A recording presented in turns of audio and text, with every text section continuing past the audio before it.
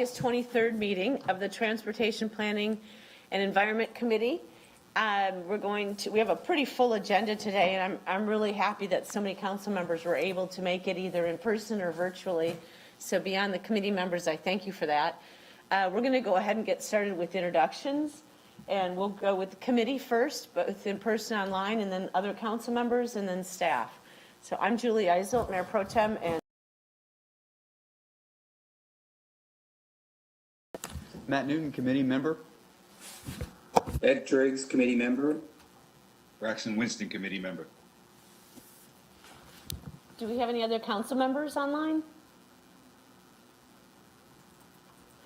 Okay, I think a few of them said they were going to join us, so they might pop in during the meeting.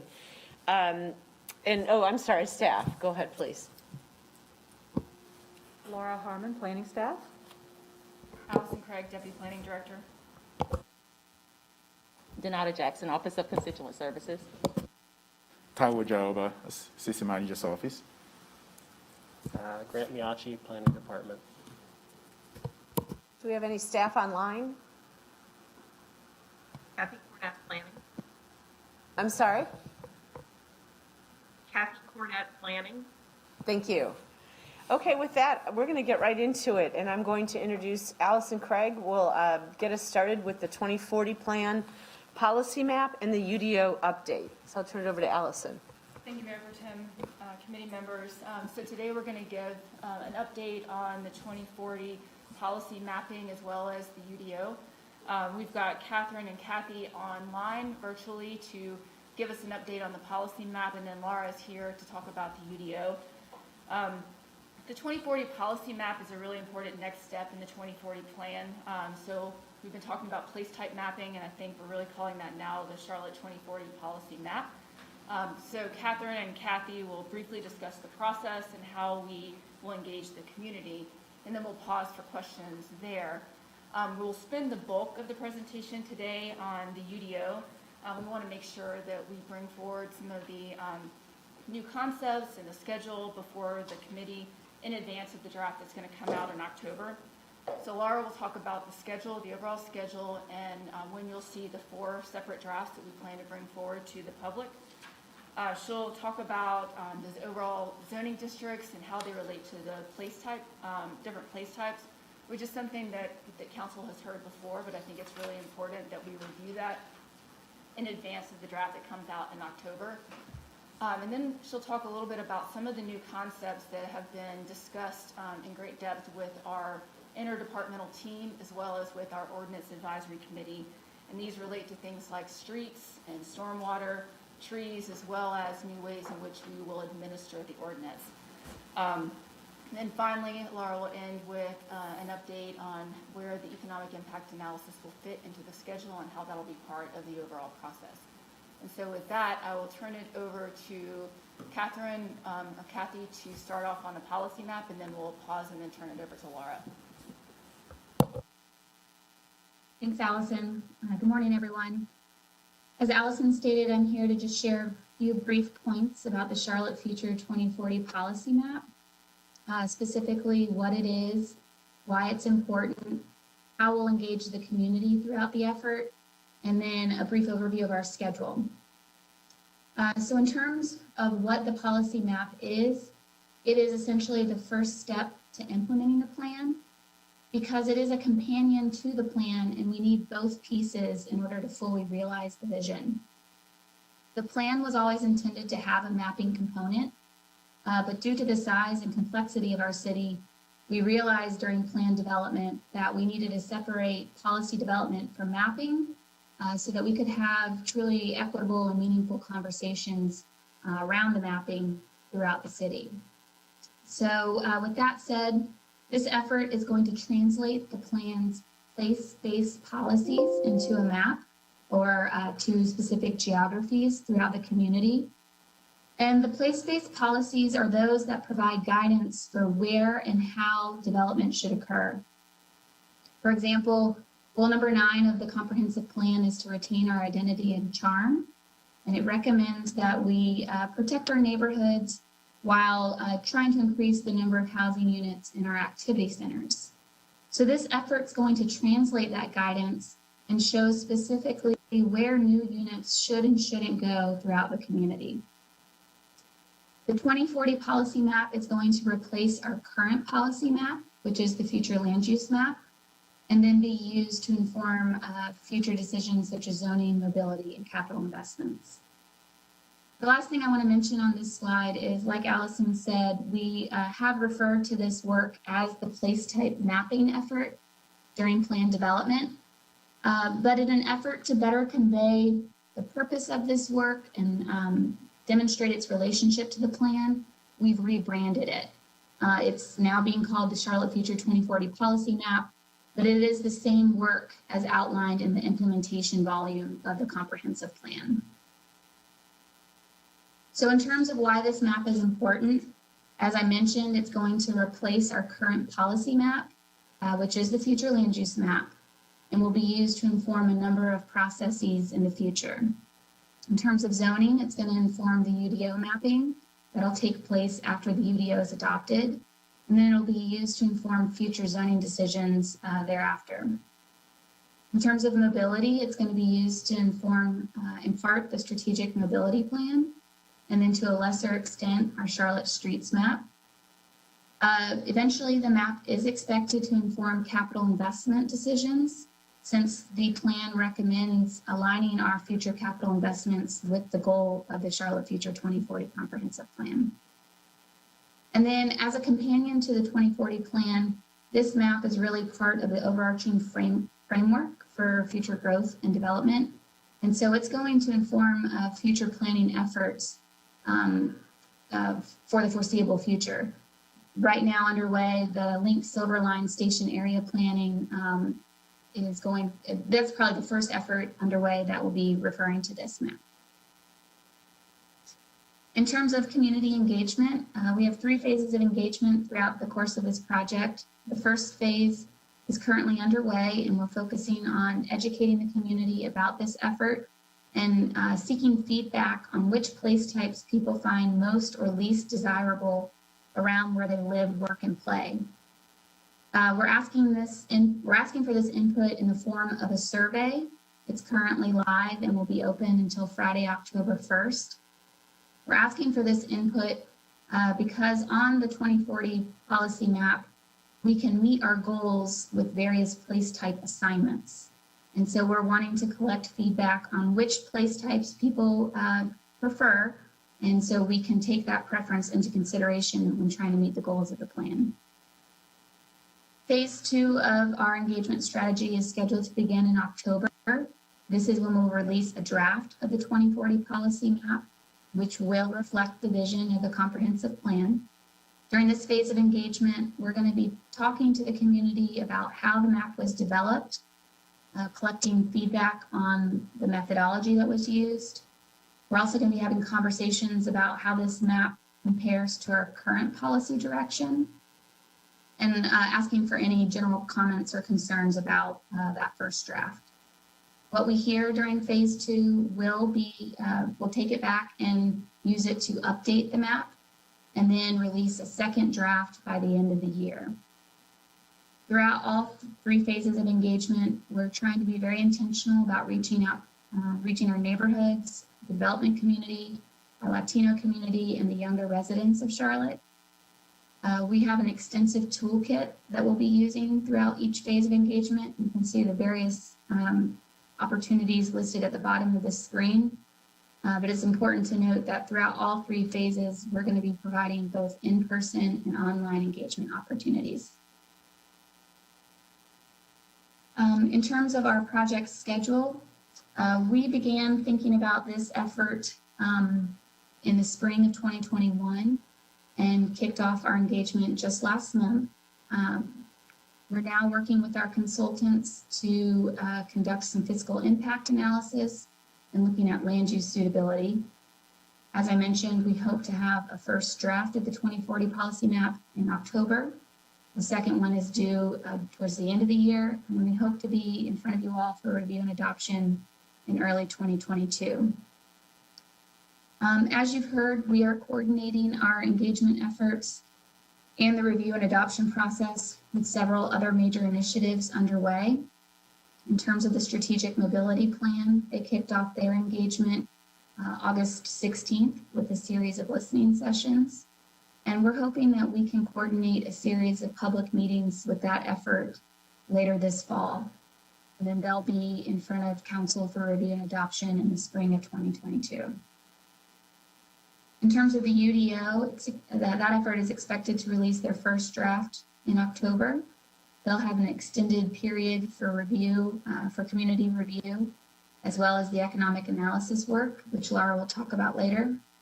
And then a second draft is expected in early 2022 with review and adoption later in the summer. So that's an overview of how our effort is trying to coordinate both engagement and review process. And so you can see how all three efforts are lining up. That's all that I have to share today with you all. I'm happy to answer any questions at this time. Any committee questions? Mr. Driggs?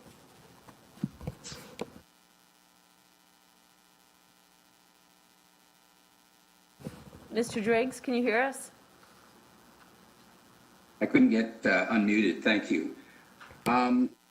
So in terms of the outreach, how will a citizen who doesn't happen to be part of a survey or something find out what exactly is going to happen at their location? Is there a website where they can enter an address and be told exactly what their current area plan is and what place type they will be in?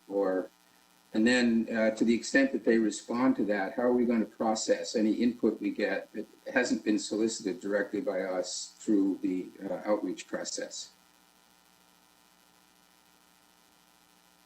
There is intentions to send out a flyer notifying everyone in the city about this planning effort. We have a live website right now, and on that website, the community can look at the first step of the process, which is how it's the first step is to map existing place types. And so that's a translation of the development on the ground. And yes, sir, you could type in your address and see what the current place type assignment is. As we move through this methodology, we'll update that online tool. And so eventually any resident could type in their address and see both what they were and what they're recommended to be in the future. And how will we collect any input we receive? I mean, is there a means through which anybody who isn't part of our outreach process that we haven't chosen can just submit and be recognized? There's a number of ways for people to submit feedback. You can send comments through the website. You can participate in the survey. We've been attending community events in this first phase, trying to raise awareness and collect feedback. But throughout phase 2 and phase 3, we'll be holding our own meetings and asking, widely publicizing them and inviting people to the table to share their input. My concern here is just that we ensure that people who don't involve themselves in this process have the opportunity to learn or are notified, duly notified, and can be heard. Because I did feel that the information we got through our outreach efforts in the 2040 plan gave us on council a somewhat one-sided impression about the view of the public compared to what we heard at the public hearing. So I'm very concerned that we get a nice diverse reaction, scope of reactions from people in the public, and not a process that is kind of managed in terms of what we hear. And also, I'd like to think that the feedback that we get has the potential to have some impact. And this is not just a unilateral notification to everybody, including us on council. This is what the map looks like, and just get behind it. This needs to be an inclusive process, and we need to be sensitive to what we hear from the people of Charlotte. Thank you. I'd like to add to what Mr. Driggs is saying. In phase 1, I think at the last TAP meeting, we heard that phase 1 would be more pop-up events. And my concern about that is that a lot of people who go to pop-up events are there for another reason, whatever the event is. I went to the one at Camp North End, for example, and it was at the farmer's market, and I think people were there to shop at the farmer's market, and didn't necessarily know about this. Whereas if staff organizes their own events and is more intentional about putting the information out, here's what we're doing, then people who are interested in it are going to come. And you said that you are going to put out flyers for that, but now, we're almost at the beginning of September, and you've only got till the end of September. So I too am concerned about the actual ability to let a lot of people know that this is happening. They can provide input prior to a draft in early to mid-October of the 2040 policy map. Maybe I can jump in. Okay. Catherine, let me jump in, and you can add to it. So we had to adjust quickly after council made a decision on June 21st, and that adjustment did not allow us to set up our own engagement in a way that we think we could really get what we want. So we had to piggyback on existing engagement activities going on at the city. And we've actually got a lot of good responses to that. But what Catherine said about sending out a flyer, we are sending out a postcard or flyer citywide that should be going out within another week or so, and we'll give it another 2 to 3 weeks to be able to collect information. That will direct people to the website that Catherine mentioned, and that will also have QR code on it that people can actually use their phone to take a picture and participate in that survey. Initially, that survey was supposed to end on August 14th, but we've extended it to September 1st. But again, that's not the last time. Even if people have no opportunity to weigh in on participate in the survey in this first engagement, the second engagement where you have the draft plan does not leave people out. They can still really be able to weigh in on that. So we essentially extended from August 14th to September 1st. And we've gone beyond even pop-up events. There are some events that we're setting up ourselves to go where we're getting more information. Hopefully by the time we send you information in your weekly, you will see the responses that we've received versus some of the events that we've gone to. But we think sending out a mail citywide will get a lot of information because every resident will receive that information. So, And also, in If I addition, going to provide if I may, Mr. when you Drake, say Mr. citywide, Drake. do you mean to everybody? Yes, sir. Every household Okay. is what we're targeting. And I was going to ask, if council could please get a visual that we can post as to what the dates are of those events. I think, I just have concerns about this, that people think there's still an input process, but it's going to end up being like the locally preferred option for the Silver Line. We found out it was a done deal, and they're calling it a draft, but it's not a draft because we're already planning stations. I just want to go on record that I have concerns about that when this policy map comes out, that it's a foregone conclusion, and people just didn't feel like they had the opportunity to push people to these events. Okay. Again, I'll just remind you that the map itself is mapping the policies that were adopted on June 24th, so we're not deviating from that. We just want to make sure that people understand the methodology that goes into there. But what's different, though, is that it will be informed also by market readiness, land suitability study as we go through that process. So we understand the concern, and when we come back, we definitely will make sure that we have information as to what we're receiving from the community for you.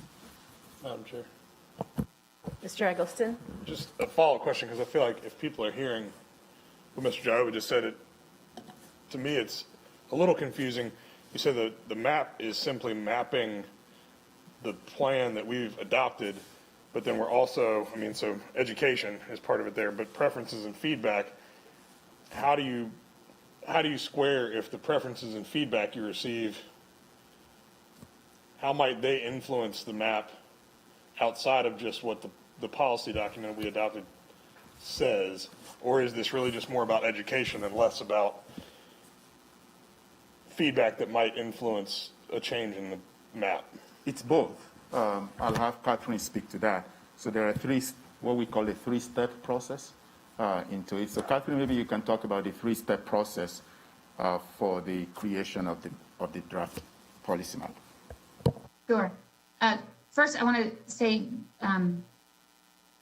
the feedback that you're right in that the effort is translating the plan into a map. However, there are different ways that you can assign the place types to meet the goals of the plan. And so when we're asking for preferences, we're trying to get input on which essentially place type assignment can both please the community, but also meet the goals of the plan. So that's why we're asking for people's preference and how we're going to balance it from a technical perspective. It's both, it is an input, but then it'll be balanced with other inputs, and ultimately all inputs are driving towards realizing the goals and the vision of the plan. The process, how we're going to do that, how we're going to balance the inputs will occur through a three-step process. The first is to translate existing development into place types. And place types are the new land use classification tool that was reviewed and vetted during plan development. The purpose of this first step, and there's a link that's been shared in the briefing book that's been distributed to you all. It's also available on our project website. So you could type in your address and see what your existing place type is. That's really an educational tool to help people understand how the place type palette is supposed to be applied. What we're working on now is step number 2, and that's translating our adopted plans into place types. The value of this step is to both show what our current direction is, and then also build off of that with the third step, and that is to map the 2040 place types. So we'll take step number 2, which is our adopted plans, and make place type revisions based on what the 2040 plan calls for. Some examples might be the 2040 plan calls for an improvement to goods and jobs throughout the community. So where do we need to revise the current direction to provide better access? We'll make that place type change, and you could do that place type change either through a neighborhood, through a community activity center or a regional activity center. And so hearing from the community which place type they like would inform the final outcome. Another example of how the step 3, the 2040 map, will revise the status quo map. Some of our goals are to protect our manufacturing and logistics. And so how do we do that from a map perspective, but ensure that there's still future, we can accommodate the growth projections for jobs in other parts of the community. So, sorry, that was a little all over the place, but I hope I responded to both your question, Councilmember, and Ty's request for an overview of the process. Okay, before we go on, I just want to recognize that we do have other council members online. We have Committee Member Braxton Winston online, Councilmember Ejmira, and Councilmember Phipps are all online. So I'm going to go to our committee questions first, and then I'll come back to our other council members. So I have Mr. Winston and then Mr. Newton. And if you could please, y'all put down your hands on, I can see it on the screen now. So put your hands down after you're done speaking. That'd be great. Thank you. Thank you. I would just like to point out to colleagues, planning and many other departments under planning have a number of Facebook ads, social media ads that have been up that are shareable. They're also, I think, on I believe it's the planning and design page or the urban design page for the city of Charlotte for Facebook. They have a couple of different animated videos, about 2 minutes long, that do a really good job of explaining where we are in the process and breaking it down kind of at an elementary level. So I would encourage you to explore those tools or use your staff support to reach out to marketing of CorpCom, as there are a ton of digital assets that are in the universe now and being used, and they've been quite helpful and easy to share, regardless of your media of choice. It's Ty or whoever in planning, if can you just kind of, I'm forgetting where we're at in this whole kind of planning approach. Where we're at right now, this is before you get to the kind of small area geography, where you kind of hone in. Is that true? That would be the next step?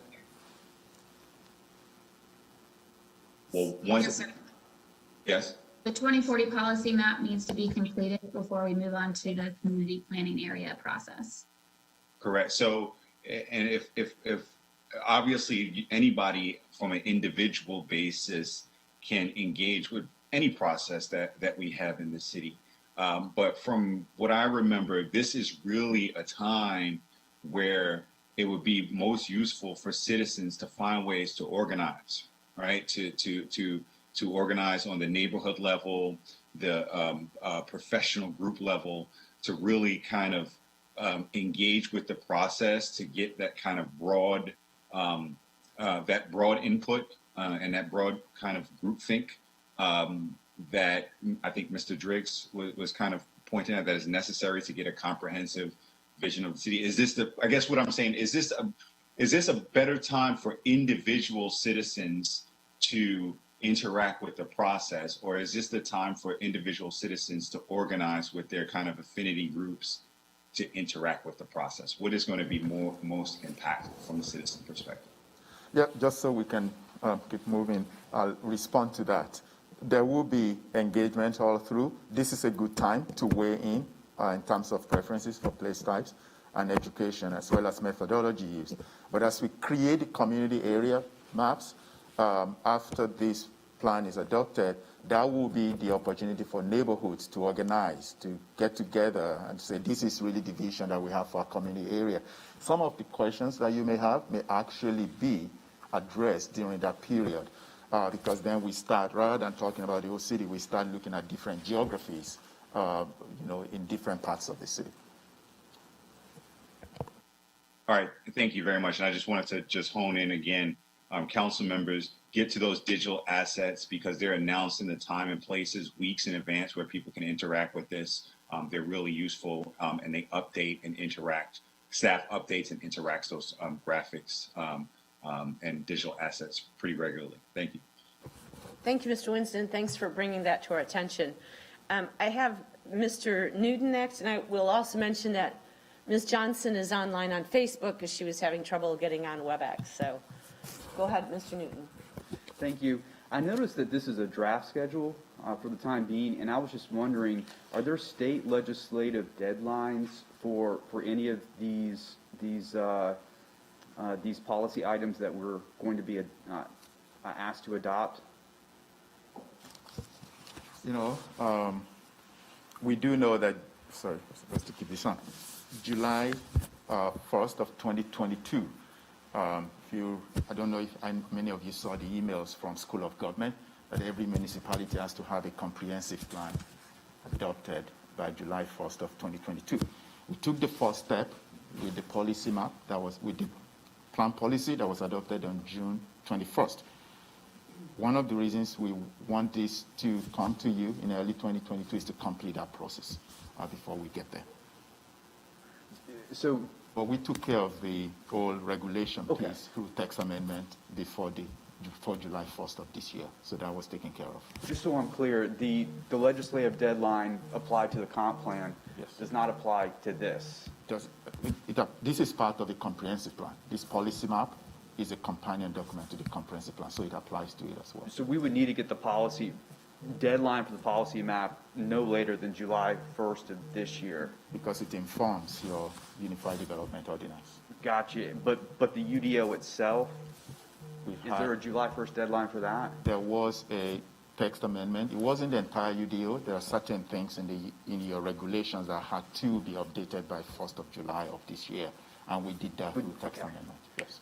And with the strategic mobility plan, so does that kind of go back to the comp plan, or is that also, much like the UDO, we would have time if necessary? The strategic mobility plan does not have any legislative deadline associated with it. What it does, though, is that it allows what you have in your policy map, it will influence your street map and subsequently impact the work that the UDO team is doing. Hence the reason why it's necessarily between the policy map and the UDO, but it doesn't have any legislative deadline to it. Okay, got it. Great. Thank you. Thank you, sir. Thank you, Ms. Ajmira. Thank you, Mayor Pro Tem. I just wanted to get clarification on question I think some of you had asked about input and how does that translate into the overall mapping. So let me give staff an example. So let's say in the draft that you all have proposed certain density and or industrial zoning, and let's say based on the community input, folks say, this is not where the density should go, or this is not where industrial should be concentrated. How would that translate into our final policy map, or how would that impact our policy mapping? Because that's what I'm trying to get clarification on. So in that example, specifically to the density, if we just take density, the plan talks about having to accommodate future density to make sure we have a place for everyone in the future. And so there's some directions about where that density should or should not go. We should be protecting our established neighborhoods, and we should look to put that density in future growth areas like activity centers. So that's the direction.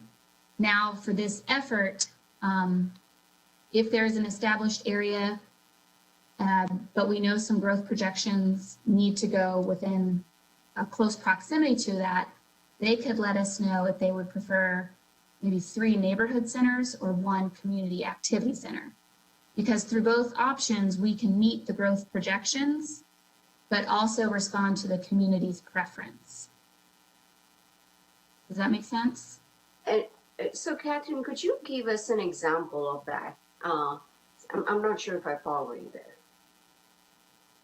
On the east side, we know we need to improve access to goods and jobs.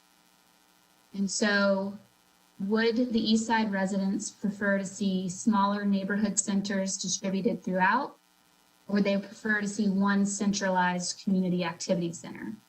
Both options meet the goals of the plan by improving access and providing future opportunity.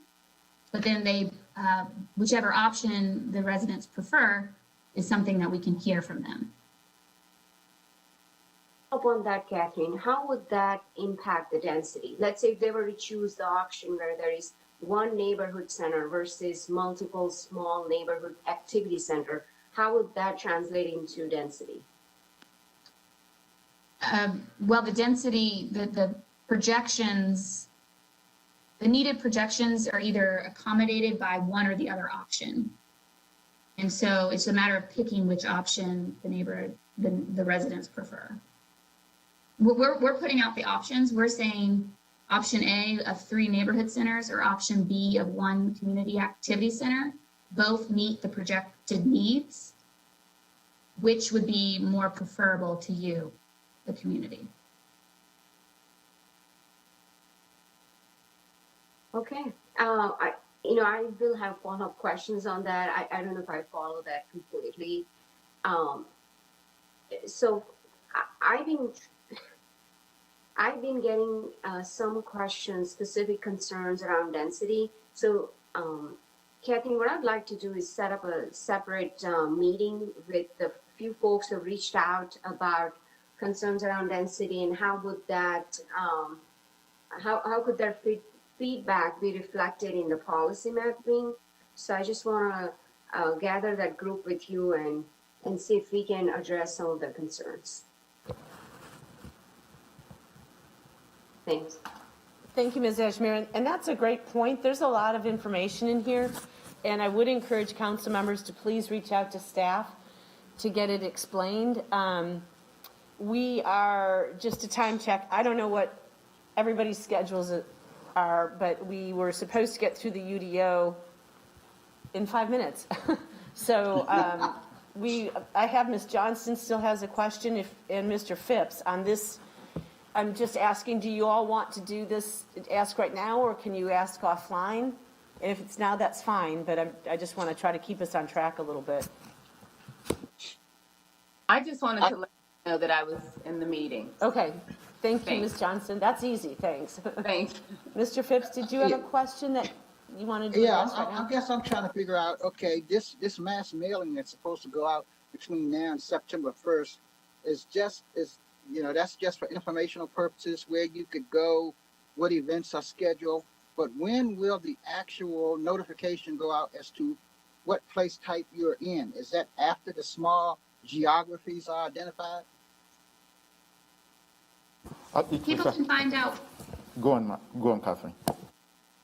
People can find out which place type they're currently in now on our project website, and they can find out what their future place type is supposed to be in phase 2, which begins in October. Oh, okay. Thank you. Okay, that is everybody.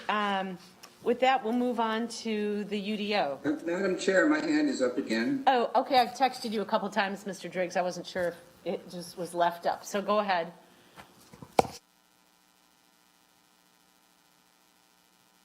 Go ahead, Mr. Driggs. Yeah, I can't unmute here. You're unmuted. I do want to voice my the objection I've raised many times in the past, that it really is not good for members of this committee to be told to hurry up.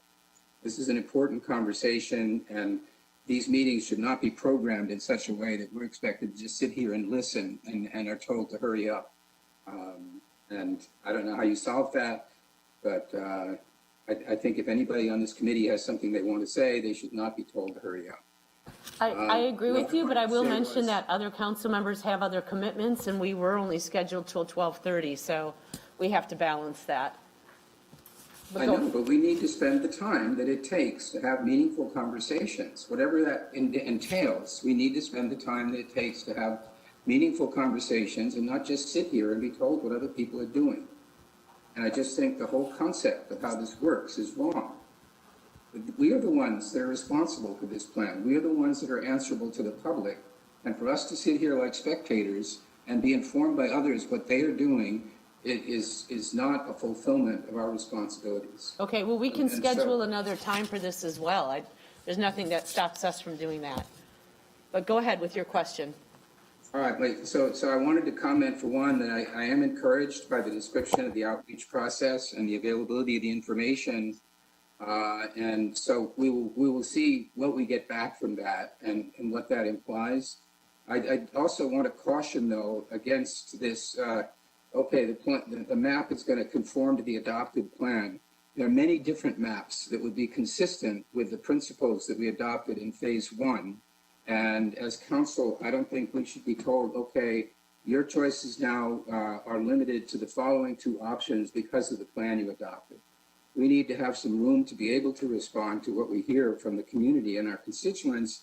My expectation is that as people learn exactly what this map means for them, there could be a great deal of feedback. And this cannot be a process where we just push this out and then answer questions from the public, as opposed to being open to changes as a result of what we hear from them. Thank you. Thank you, Mr. Driggs. With that, we'll go on to, is Alicia online, or or Laura, are you doing the UDO? Laura's doing it. Okay, thank you. Thank you. Go ahead. Thank you, Mayor Pro Tem. If we can get back to the slides. I can't see right now. Okay. And we want to give you an overview of where we are on the UDO today and some highlights of some of the concepts we're looking at. To follow up on Councilmember Drake's conversation, this is not the first time we've been here. It's not going to be the last time that we're here, so we may be fairly high level today and coming back with more detail on some of these items in the future, as you all wish. So if you go to the next slide, and I think we have provided this to you, a printout. This is our project schedule. Obviously, probably cannot see all the details on the slide, but some of the things to know is that we are planning many conversations with this committee, with full council, with the Planning Commission and the Planning Committee. We will have an extensive community engagement process, including continuation of our Ordinance Advisory Committee. And we plan on releasing 4 drafts of the UDO, and between each draft, we will be, and I'll show you in a little bit more detail in a minute, taking comments, making changes, providing a new red line draft. And our goal is a July 2022 decision on the plan. Next slide. So a little bit more detail. We are planning on releasing the initial draft in October. So we're less than 2 months away. And then between October and January, we'll have a public engagement process and comments on that initial draft. And we will take those comments, review all of them, consider them, and make adjustments to the draft UDO and release a second draft in March of next year. Again, we'll go through that same process of more engagement, more comments, and continued adjustment of the Unified Development Ordinance, resulting in a public hearing draft in May of next year. And then we'll go through the process that you all are very used to, which is the same process we go through with rezonings. This will go to a public hearing in June, a planning committee recommendation, an adoption draft that would make adjustments based on anything that the planning commission recommends changing. Comments still coming to council at that point, and UDO adoption. Certainly we'll be talking to council through committee and through the full council and making adjustments as well as we move forward. Next slide. So just, you probably have seen this more times than I can even remember, but reminding you that the UDO, one of the major roles is to provide the regulations needed to implement the vision established by the comprehensive plan. And we are taking regulations from 8 different places and consolidating them into a singular Unified Development Ordinance. Next slide. So who's working on at least developing the UDO at this point in time? We have a core team within planning, design, and development, and we also have a number of other departments and agencies, as well as groups within planning, that are participating in the development, providing feedback. We have recently gotten a tremendous amount of valuable feedback on the zoning component from the interdepartmental team. We have an advisory committee that we've been going to get some initial feedback on concepts at a high level. We'll continue working with them even after the draft is out.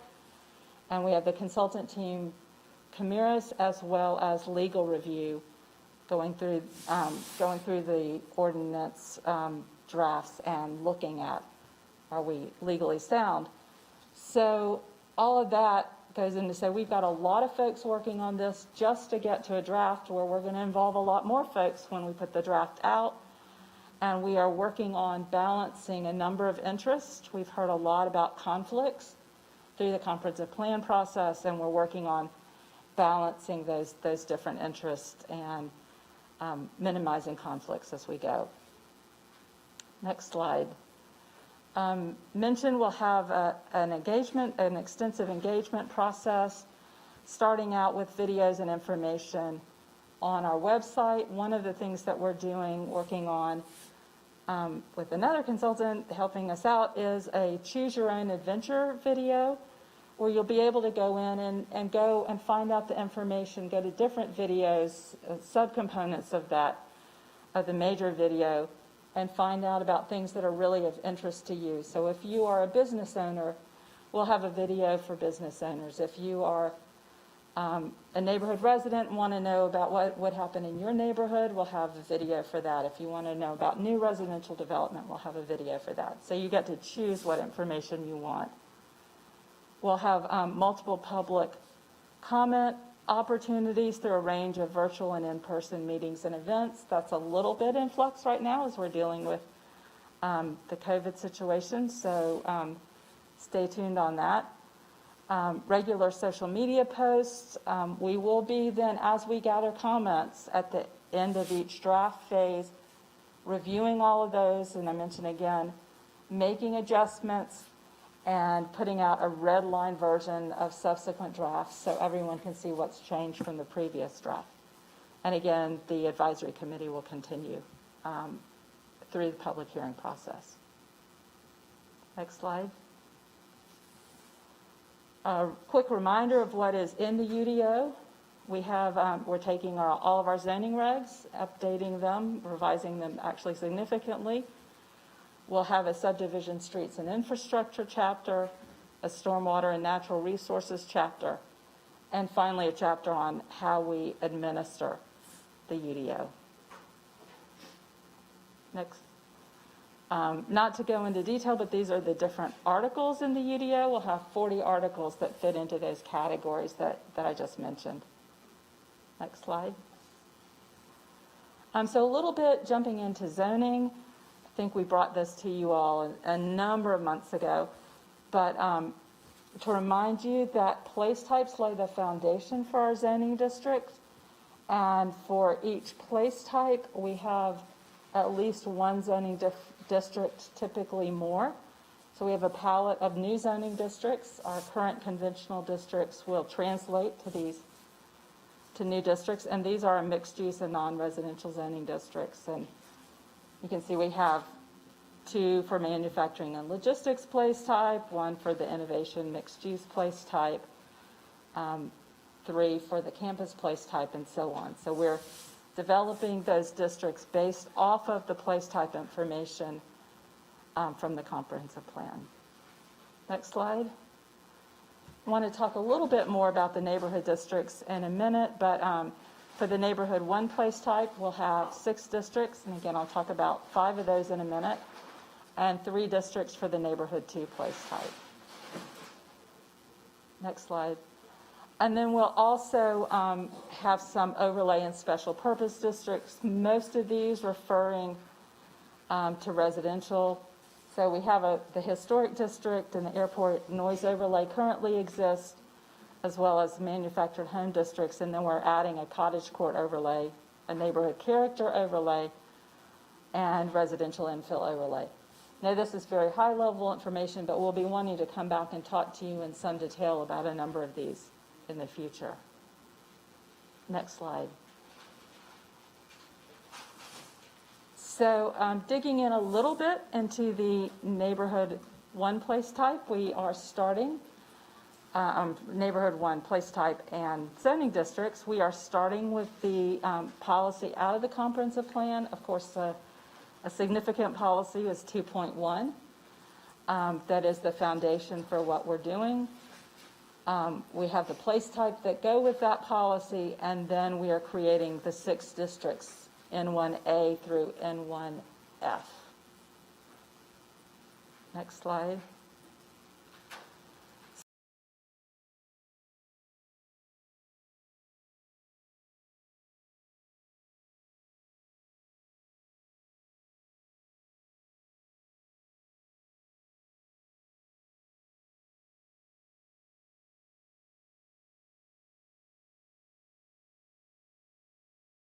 Same for all types of dwelling units. They vary by district, but not by dwelling unit. And these are our recommendations, allowing one driveway per street frontage, so that if you have a duplex or a triplex, you're not all of a sudden seeing 3 driveways on a lot, but you're maintaining that single driveway that you see with an existing single-family home. Parking for those types of dwellings, duplexes, triplexes, and quadruplexes to the side or the rear, instead of having parking lots in the front. And so again, trying to maintain that character. And then also looking at the height for the duplexes and triplexes to be based on the height of the nearby dwellings in a neighborhood. Because you can, when you're adding additional units, the buildings can get fairly large. We think that managing height of those types of dwelling units is really important.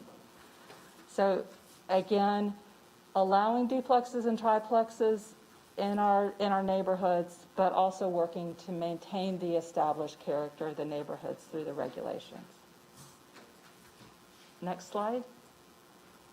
Not to spend a lot of time on these, we'll be back, but we do have some alternative ways to develop, some of which would require a council approval, such as the cottage court overlay, where you might be able to do smaller lots in a cottage court type around a green space. This would be maybe where you might see tiny homes. We've heard a lot over the years. This would require council action. A neighborhood character overlay, where development and changes in a neighborhood would be based on the existing character. Again, a council action. Residential infill overlay, which would have some additional standards in established neighborhoods that could be applied. And then conservation development, a different approach, and a mixed income, new version, bonus of that, of what we have now, but an updated version. Next slide. Moving into some of the other chapters of the UDO. First, I want to talk about subdivision, streets, and infrastructure. High-level concepts. First, increasing connectivity. So right now, connectivity, our street requirements are just for new subdivisions. This would expand that to connectivity requirements for any development that meets the base threshold size of a lot. Applying standards for cross-access strides between development, again, to increase connectivity throughout our community and make it easier for, frankly, people to get around, whether they're walking, bicycling, or driving.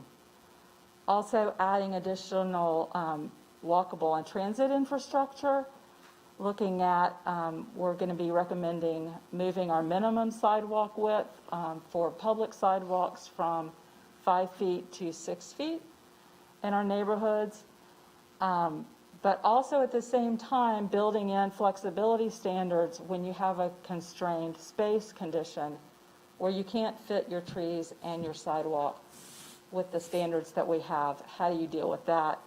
And prescribing that in the ordinance instead of that becoming a problem that requires a lot of staff to figure out ad hoc for development.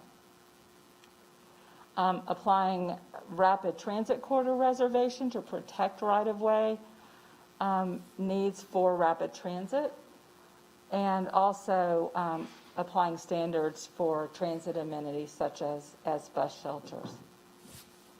Next slide.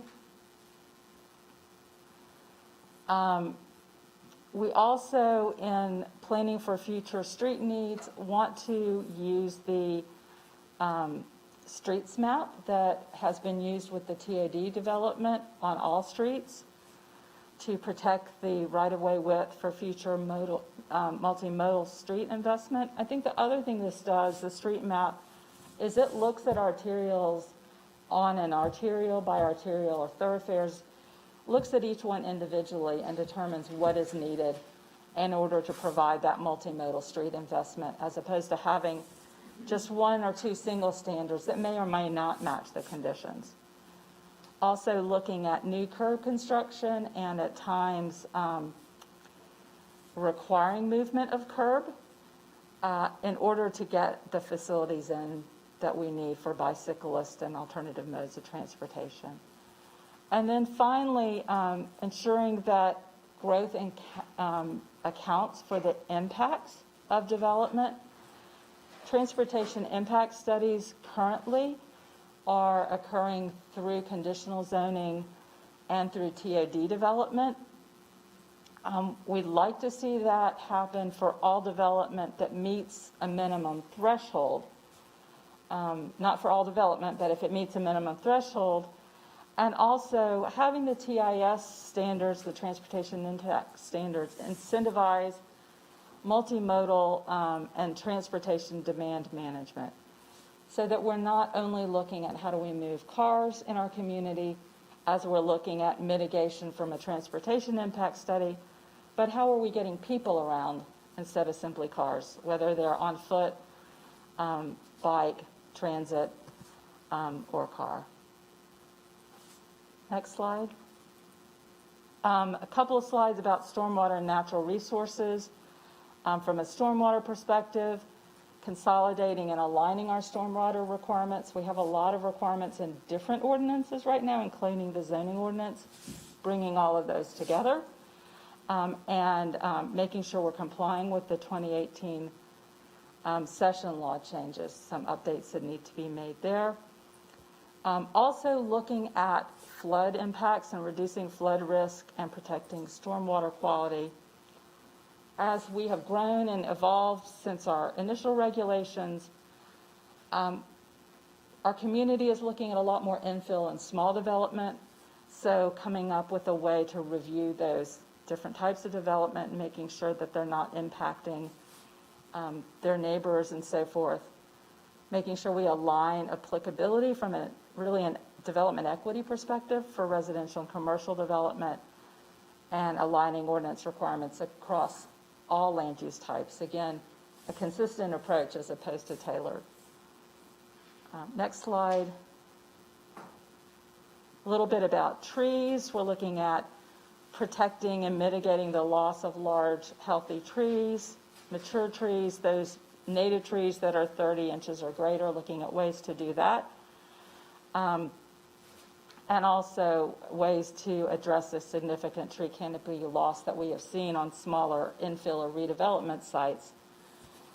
A lot of this has come from the tree canopy, well, all of this has really come from the tree canopy action plan study and leading us to some changes in the UDO. And then increased flexibility as we look at trees. At this point, we've had tree save requirements. We've had some options for some types of development. We're looking at broadening options, particularly for our commercial and our urban development, giving more credit for high quality trees, and re-looking at applicability and exemptions. So as you hear all of this, probably one thing that's going through some people's mind is, isn't this going to cost more? Is development going to be feasible? So we have contracted with EPS to do a UDO economic analysis to understand the financial impacts, both cost savings and additional costs of regulatory changes provided by the UDO. We have a project team of planning, economic development, and EPS. The consultant will create financial models for different development prototypes and test our new regulations to see how they work financially. We'll be involving the development community and stakeholder groups to help identify inputs to the model and to identify regulatory changes that they believe would create those tangible financial impacts. And if the model shows that we have some feasibility challenges financially, it can help us to tailor and adjust our regulatory changes. And we expect this to be completed by early 2022, just as we're wrapping up comments on the initial draft. I think one more slide, we're down to the last slide. A little bit more to know about the UDO as we're looking at how is it administered, since it is a singular ordinance. we're looking at a consolidated and coordinated approach, creating a UDO, a singular UDO administrator to coordinate the UDO, and then continue to have this subject-specific administrators that we have now, like a zoning administrator and a subdivision administrator and so forth, that will manage their individual sections, and having a UDO Board of Adjustment to hear all variances and appeals, as opposed to going to multiple boards. And then also having that UDO administrator available to manage UDO conflicts related to site-specific conditions. We are working to do everything we can to get those conflicts out of the ordinance, but we know that sometimes we will probably continue to have some of those challenges, especially as we're learning with our new ordinance. And the administrator would work with the specific subject administrators to quickly address those conflicts and determine what requirements would have to be met, as opposed to right now, someone having to come in and work with multiple administrators, try to get them all in the same room to deal with that. So next slide. I know that's a lot of information thrown at you to give you kind of a high level of some of the things you'll be hearing about and that we've been discussing with the Ordinance Advisory Committee, and I'd be glad to take any questions or comments. Thank you, Ms. Hartman. We have a question from Mr. Driggs. Thank you, Madam Chair. That was very helpful. I appreciate that presentation. Are all of these slides going to be up on the committee website, or will we have access to them? Yes, sir. Thank you. And I've been watching this with a particular eye towards what provisions further our goals as to the affordability of housing and protection of vulnerable neighborhoods. I did note in particular the mixed income bonus. Do you know how that's likely to work? As you know, we've had an incentive for diversity in place for some time that has not really had any takers. So what's our thinking about the mixed income bonus?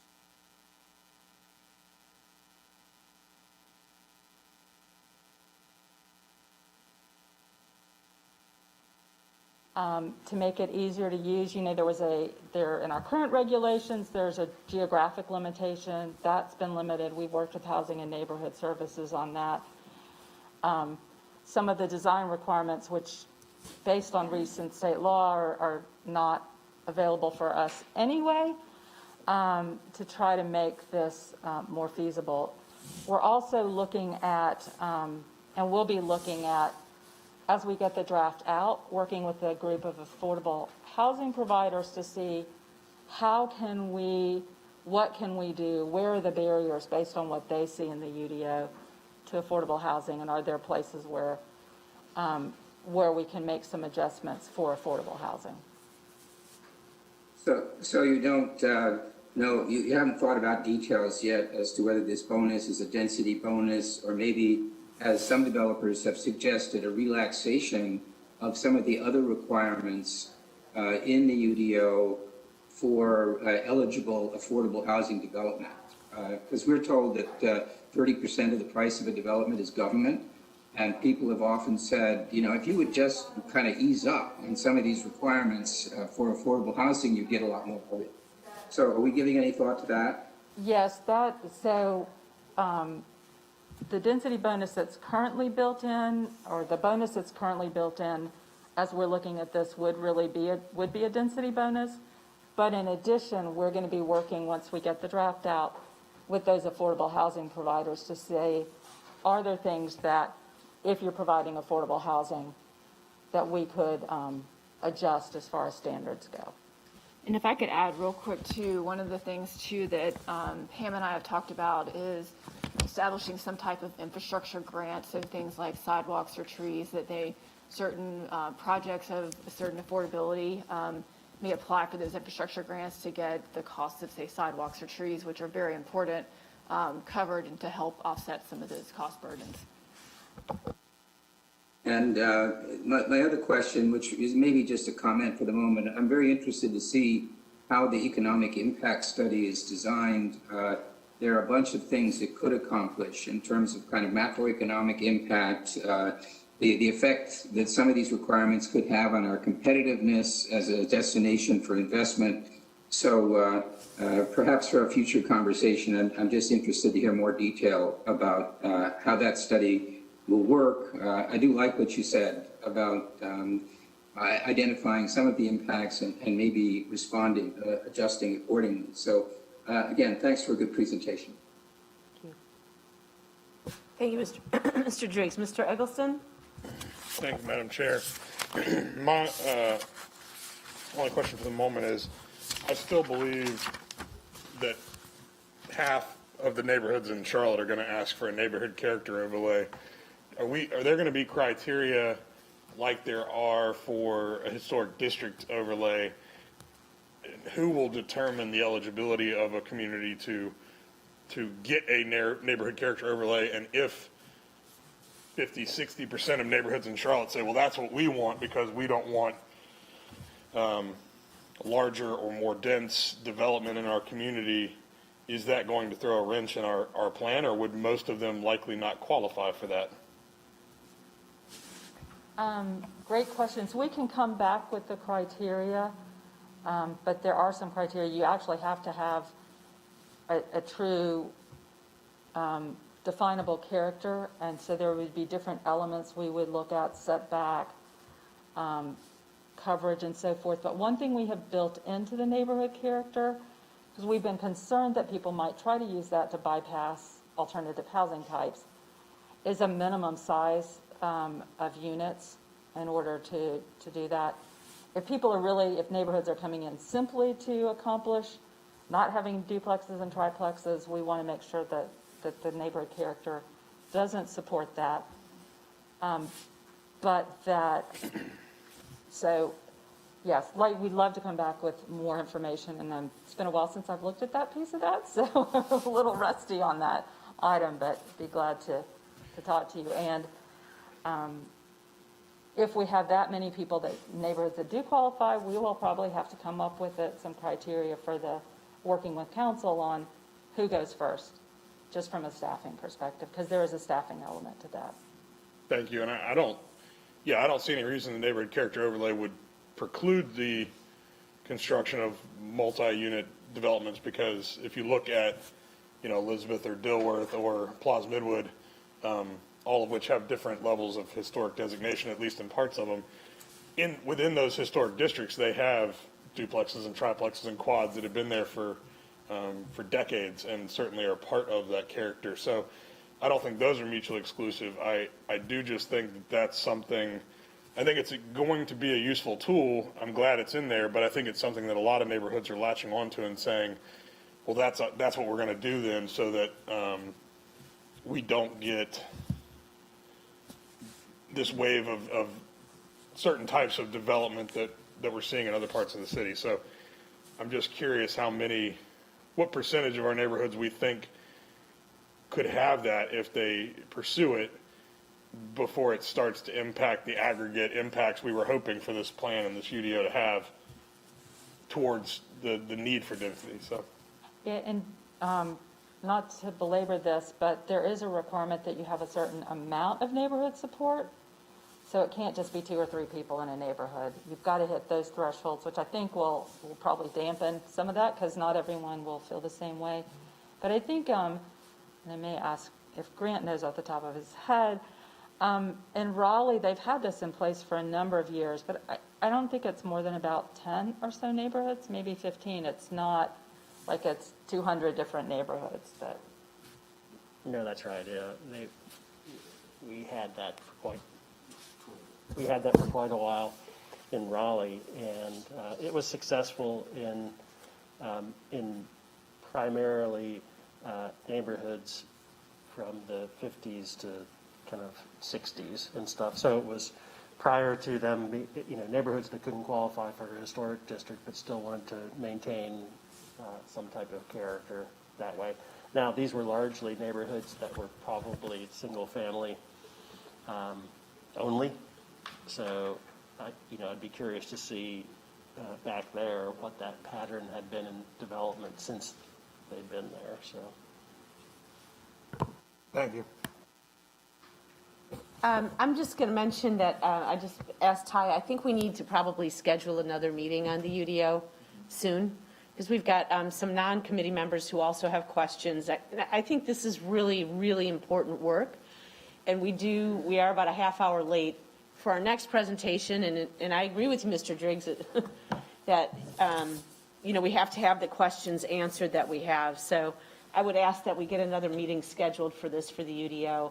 And I will save my question, but just put it out there, if you can come back with a response. I'd like to know what remedies are out there now for flooding, because I've never had so many residents contact me about flooding with the recent rains that we've had. And apparently this is not our wettest year, but I've got stormwater coming out to 2 different residents. One involves 5 houses. And this is infill. We're talking about infill, and our current water system isn't able to handle this in every case. So when we come back with a new meeting on that, I'd like to ask if we could address that. What can current homeowners, what kind of remedies can they get? And then I'd ask Ms. Johnson and Mr. Phipps if you're okay if we have your questions in the next meeting that has to do with the UDO, so that we can move on to the Center City presentation. Would that be okay? I'm okay.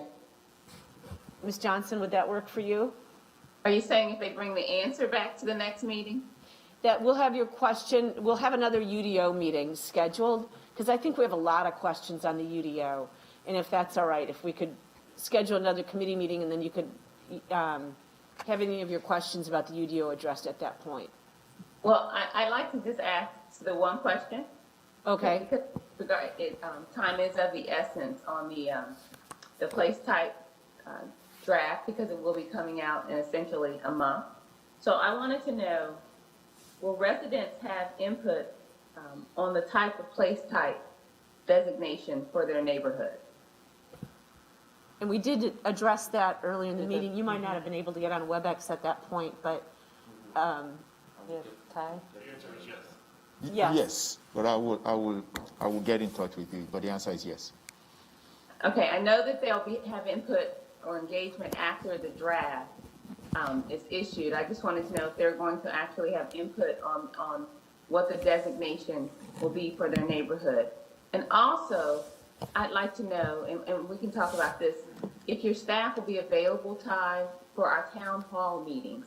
Maybe during our town hall meetings, if we can tell residents that this is the type of place type that your neighborhood is being considered for, I think that would be very helpful in getting their input.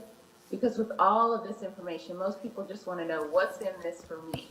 So if people can personalize the information during our town hall meetings to know that, and we know that they'll be able to have input after the draft is out, but if they know I live at 123 Main Street, and my neighborhood's being considered for N1, and this is what N1 means, I think that's when we're going to get the true engagement, when people understand how this applies to them. Thank you, Ms. Johnson.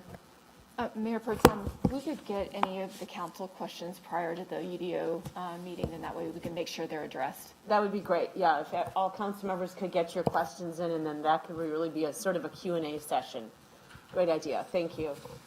And with that, I'm going to turn it over to Taiwo to make an introduction, a brief introduction about the Center City 2040 plan. And I see Mr. Smith is on, and I'm sorry we are so limited. I'm asking if committee members, do you have a little bit of flexibility for another 10 or 15 minutes? Okay. Mr. Driggs, Mr. Winston, are you okay if we go 10 or 15 minutes over? Yes. Okay. We're so grateful. Yes. Okay. Thank you very much, Mayor Pro Tem and council members. So today we would like to update you all on the status and progress of the Center City 2040 All-in Vision Plan. This plan is being developed in partnership with the city and the county. And once it's adopted, one of the things that Council Member Winston said earlier was about community area planning. Once this plan is adopted, it becomes the first community plan that the comprehensive plan actually recommends that we produce for our city's neighborhoods. It will serve as our model.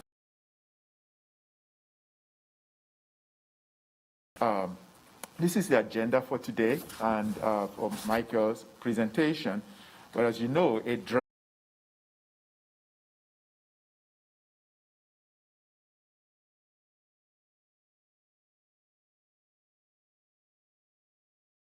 with regards to community's comments that we've received so far.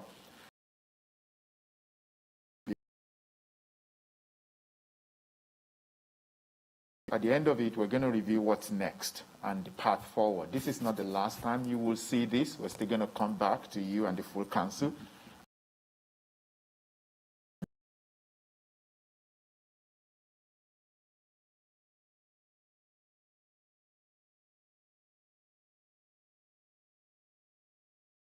Thank you, Ty.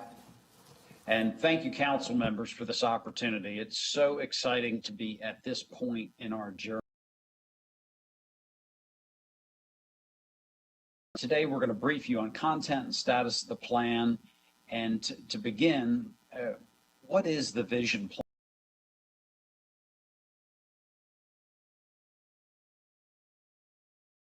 Bold, big picture, unifying vision for the growth and development of the urban core.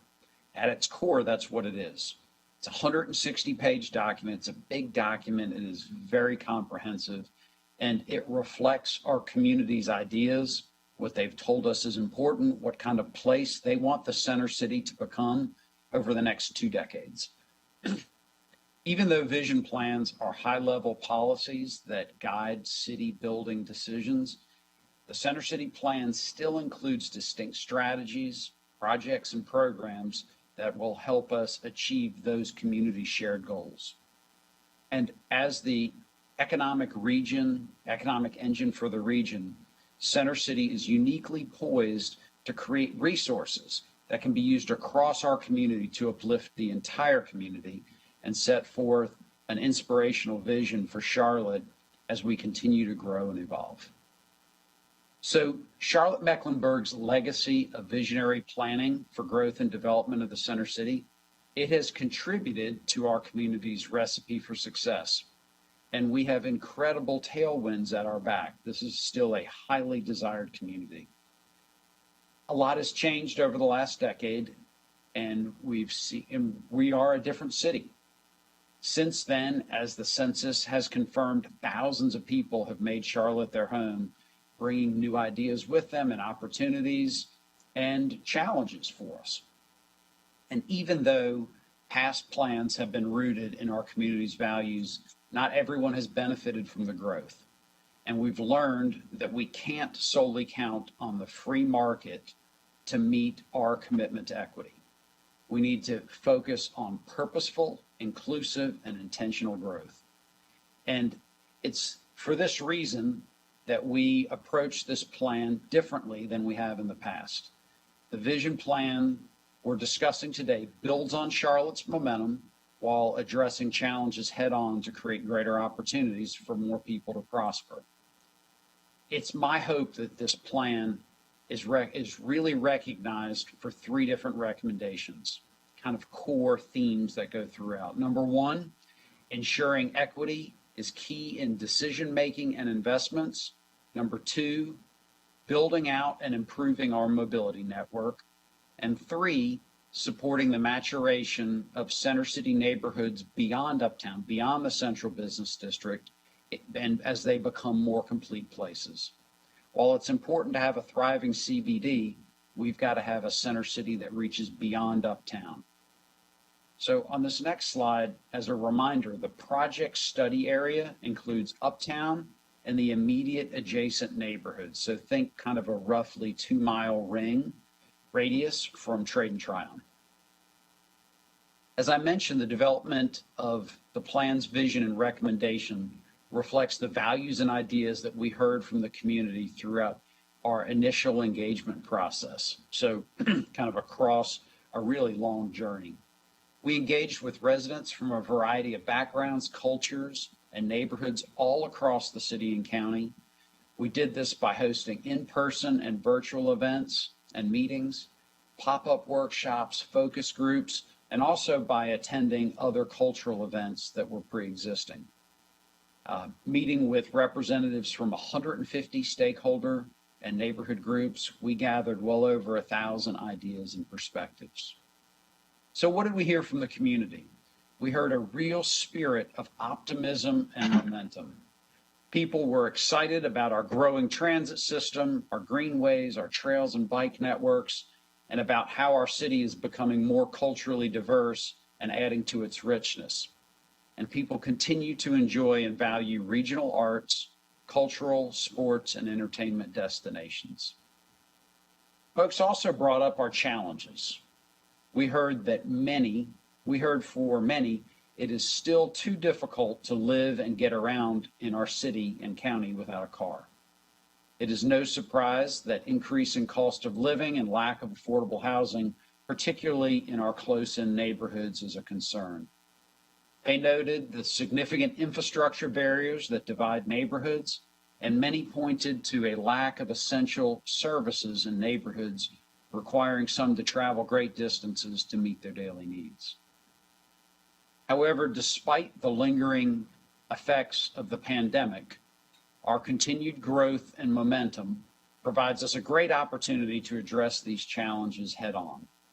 Residents wanted us to continue to invest in building out our transit system, increasing access to education opportunities and jobs.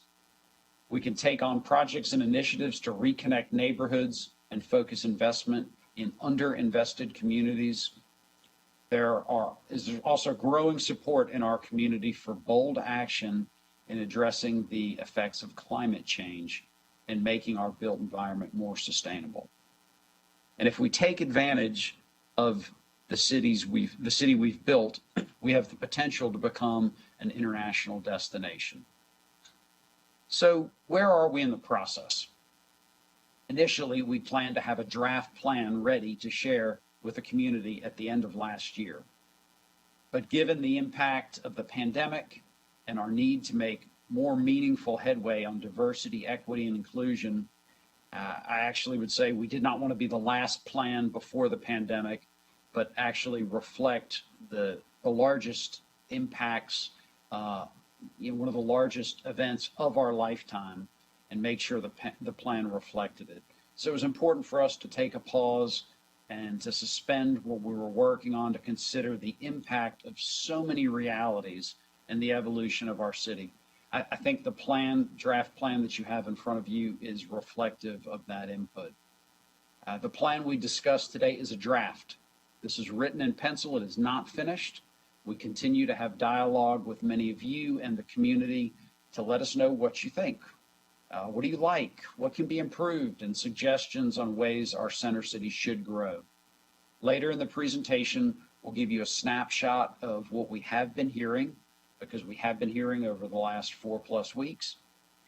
This is a great city and a county. It's not perfect. That's why we have these kinds of planning processes to continue to learn. But we need to make sure in moving forward that we're guided by a shared vision. These processes are so good for us. Charlotte-Mecklenburg's center city needs to be a welcoming place where people from all cultures and backgrounds have an opportunity to thrive and benefit from wonderful things our community has to offer. And now I'd like to ask Chris Bainan, the principal of MIG and our lead consultant, to give you an overview of what's in this plan. Chris?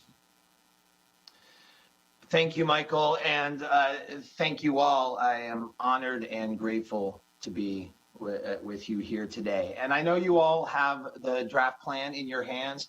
There's a lot of content in the document, and I have a number of slides to go through. But I'm going to go through pretty quickly and cover some of the key plan elements and highlights, and then we look forward to a conversation with you and questions. As has been mentioned, the last decade has been one of absolutely tremendous change, whether it's the the Knights Ballpark and the associated hundreds of millions of dollars of development with that, the regional visitors that continue to come in greater numbers to the area, new parks, investment in transit, housing, office growth, hotels. But as Michael said, we need to make sure that this growth is truly aligned with our values as a community moving forward. And so we began at the beginning with these vision elements, which you've seen in the document, and build upon all of the community input that Michael outlined. And that is supported by a series of distinct goals, and then a number of different strategies, policies, projects, programs that support all of those goals. Again, this is a high-level visionary plan. It also has a lot of teeth and action to it. And finally, there are several different focus areas where these goals and strategies come to physical life in the center city, and that comprises a key chapter in the document. All told, there are 350 plus major recommendations, again, policies, projects, and programs, and they include things that can happen tomorrow or are already happening, as well as in the medium and long term, with a real focus on, hey, we have no time to waste. We want to continue to evolve and grow as a city and do so in the right way here near term. As Michael said, there are three different areas I'd like to cover with you all today, these baskets in which these recommendations and key ideas fall into: diversity, equity, inclusion, mobility, and sustainability. Those two things are quite interrelated. And then a complete center city. What does that really mean? And let's start with diversity, equity, and inclusion. There are 92 distinct, specific recommendations in this plan, and it's across a wide variety of areas, from inclusive economy and growth to complete affordable neighborhoods, looking at the entire lifespan of folks, lifetime learning, care, enrichment as we grow throughout our lives and age in place in this wonderful city, and creating places that are distinct, diverse, that people call home, that they feel ownership over, and they don't feel forced out, and they don't feel like they no longer are part of the community, a key part of this plan. And underpinnings to that really are addressing the sources of inequality. And I think that has come forth as, what are the true roots? We can't sugarcoat this or paste over it with rote recommendations and policies. We got to dig deep. And that's what we did in working with the community to discuss how do we address educational disparities? How do we foster entrepreneurship amongst BIPOC communities, women-owned businesses, et cetera, and truly address the racial gaps in individual and family wealth. Building equity, generational change is a key part of this plan. Michael can talk more about this later. He's really rolled up his sleeves on this. But one key component is the Center City Equity Fund, which is creating a dedicated funding stream to provide investments advancing equitable economic and community development right in Center City, and doing this in a way that is not a one-time hit, but a strategic and sustained way. And this is meant to complement existing sources of public, philanthropic, and private funding and programs. This is another thing in the mix. We want to continue to do all the other things we're doing in Center City. So the way this works is to take a percentage of incremental tax growth, providing gap closing capital for equity building initiatives, and building that revenue growth over time, and then putting it into a number of different areas. There are key funding priorities, from affordable housing to subsidizing commercial rents for emerging MWBE business owners, and a variety of strategic land banking and anti-displacement initiatives. It's key. A key underpinning of this plan is to ensure that there is opportunity for all as we move forward and shape this growth that continues to happen in Charlotte Center City. So specific actions and strategies include establishing an entrepreneurial accelerator program and resource center for people of color, specifically for those entrepreneurs, for people who want to start up businesses, who need that support, whether it's injection of capital, whether it is mentorship, whether it's other elements such as providing employment and strengthening our youth in the community through career readiness programs and paid internships, making sure we are creating that pipeline, not at the top. We're pulling people from throughout the community and giving them resources and opportunity.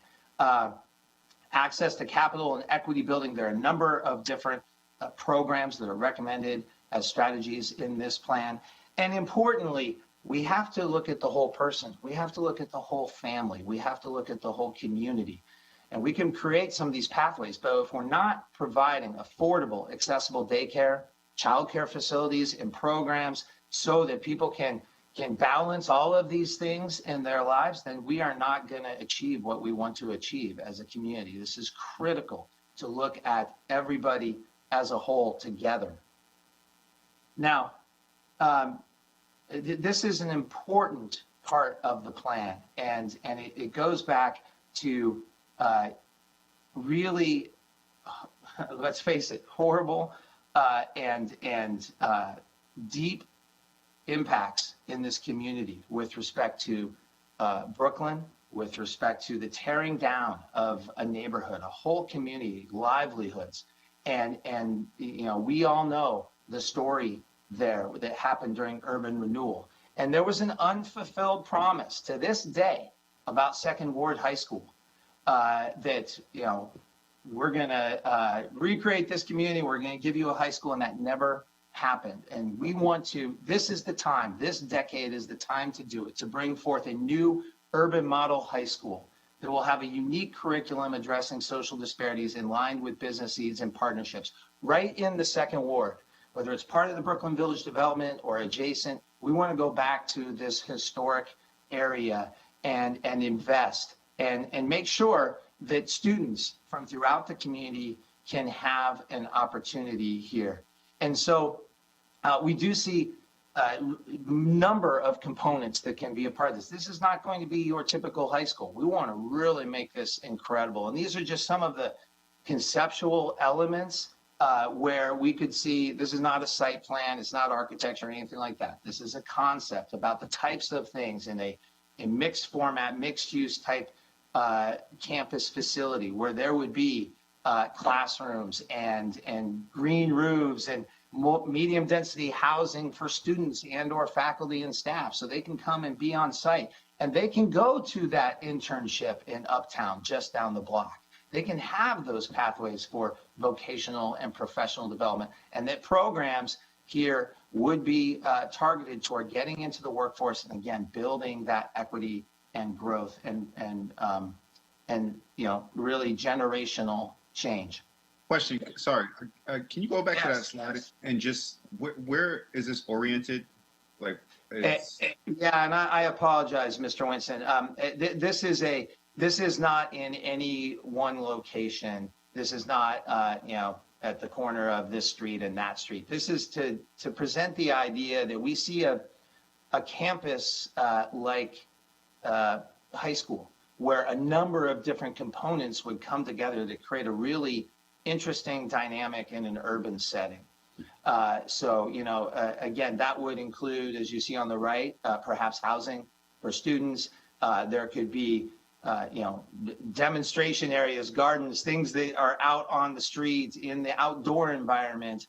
In this campus setting, there would be, on-site food, athletics facilities, essentially expressing that this is a different type of high school and urban format model that could be in the Second Ward and adjacent to all the urban activity. And that's one of the things we've heard. A lot of people say, I don't feel like Uptown is a welcoming place for me. We want kids, high school students from early on saying, this is where I'm welcome. Absolutely, this is my neighborhood. And feel comfortable in that setting and have access to all kinds of resources and opportunities. Does that answer your question? It does, thank you. All right, thank you.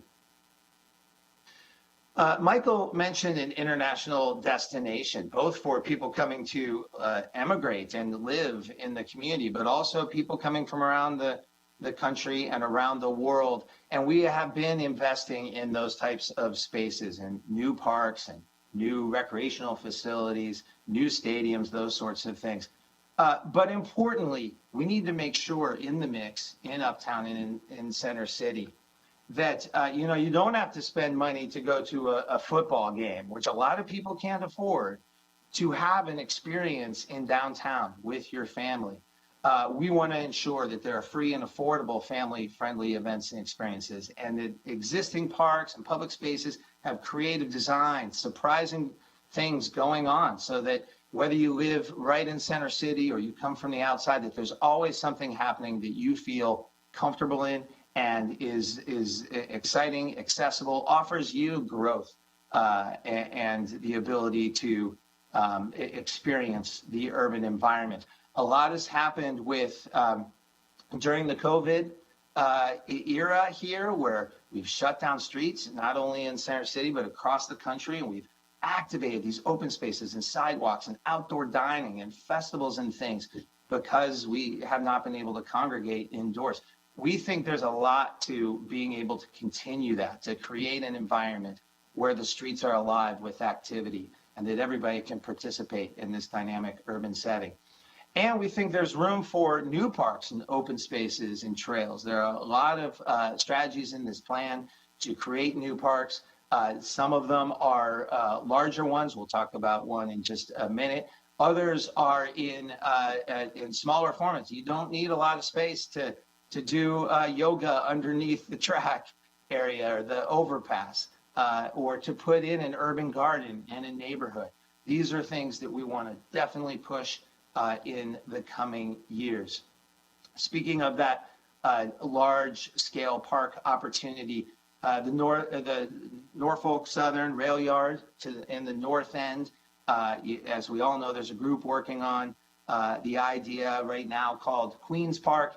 Whether it's that or some other kind of signature park, we think is a great opportunity. As Center City grows, we want to make sure that it is and densifies, really, that there is opportunity that we are thinking about and not closing ourselves off from those open spaces to have healthy community activities and gathering and recreation.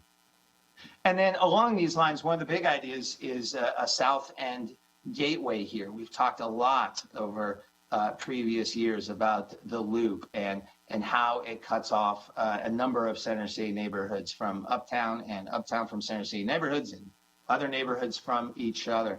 And so here is a concept where, and this has happened around the country, these freeways were put in everywhere, and they divided neighborhoods, they divided communities, they marginalized people, they flung people apart, and we want to continue to make those connections. So an idea in this plan is to really get rolling the bridging of I-277 on the south side of the loop with an iconic park, and to create funding mechanisms to reinvest in civic and community projects as we connect everything here. So admittedly, this is a bigger idea than a pocket park, but this plan has big ideas, small ideas, everything in between, because that's really what it takes to create a dynamic 21st century Center City. The second key area, and I'll try to pick up the pace here. As you can see, I get excited about each of these topics, but mobility and sustainability, which are truly intertwined. And there are a number of goals and strategies and recommendations related to easy accessibility and mobility and fully navigable multimodal transportation network, and creating neighborhoods and a whole Center City that is resilient, low carbon, and addresses our role in climate change and our role in creating healthy places for everybody in the community.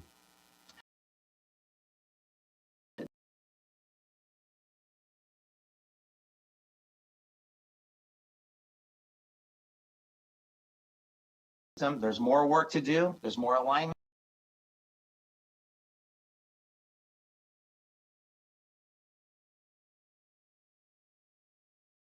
And marry it, as you all know, with the land use. You can't just put a train and a station out and put a parking lot around it. That is old style decades ago. We have to maximize. We know that that people's much of people's income is put toward maintaining their transportation needs. And if you have a car, if you have the insurance, you have these miles and miles to go. That is a lot of expense. It's a lot of headache and worry and difficulty in one's life. We want to offer options. We want to make sure that we can reduce some of those cost impacts by providing affordable, accessible transit. You all have been doing that in great ways, but we've got to leverage that infrastructure more. And if you look at all of these opportunities around existing and future transit stations, you could say in the blue there, a lot of that has been leveraged. In the South End and Uptown has certainly created development, trans-oriented development, housing, office, et cetera, around these stations. However, along the lines of what we said, we need to bring all folks along. We need to make sure that the areas to the west, to the east, to the north are all able to develop with a focus on trans-oriented development that has equity and diversity included at the core. So that means leveraging public infrastructure investment and tax dollars to prioritize housing and mixed-use projects and workforce and affordable housing around these stations. So you don't need to own a car. So you can easily get to your work or to your doctor's appointment or your child to school. So we need to leverage public land and create not just development, but public spaces, community amenities, all of those types of things. That is equitable transit-oriented development. And one of those examples is our idea, the community's idea around a silver and blue line crossing right here in the north part of Uptown as it goes onward toward the north end. And so there's a big idea to leverage the public land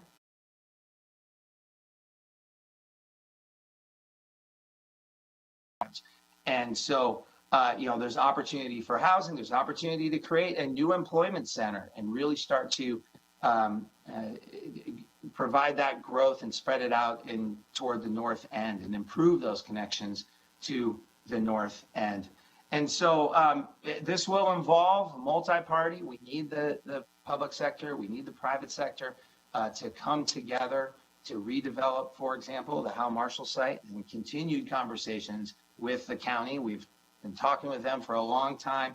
Now we believe this next decade is the time to leverage this and this infrastructure investment, the crossing of these two light rail lines to create something truly special. And these, again, are not architectural designs. These are inspirational concepts. We know in places around the country and around the world that you can create transit centers.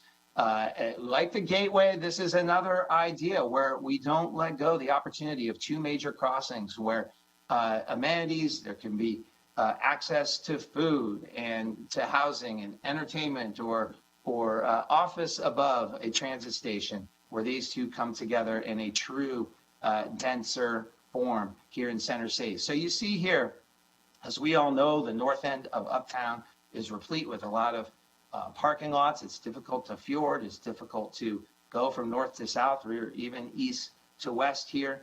And as we build in around this infrastructure improvement, we think there are great opportunities. Again, this is just concept about how this area of Center City can move forward and develop with high-dense mixed-use development and affordable housing. Key part of transportation sustainability is state-of-the-art cycling and pedestrian infrastructure.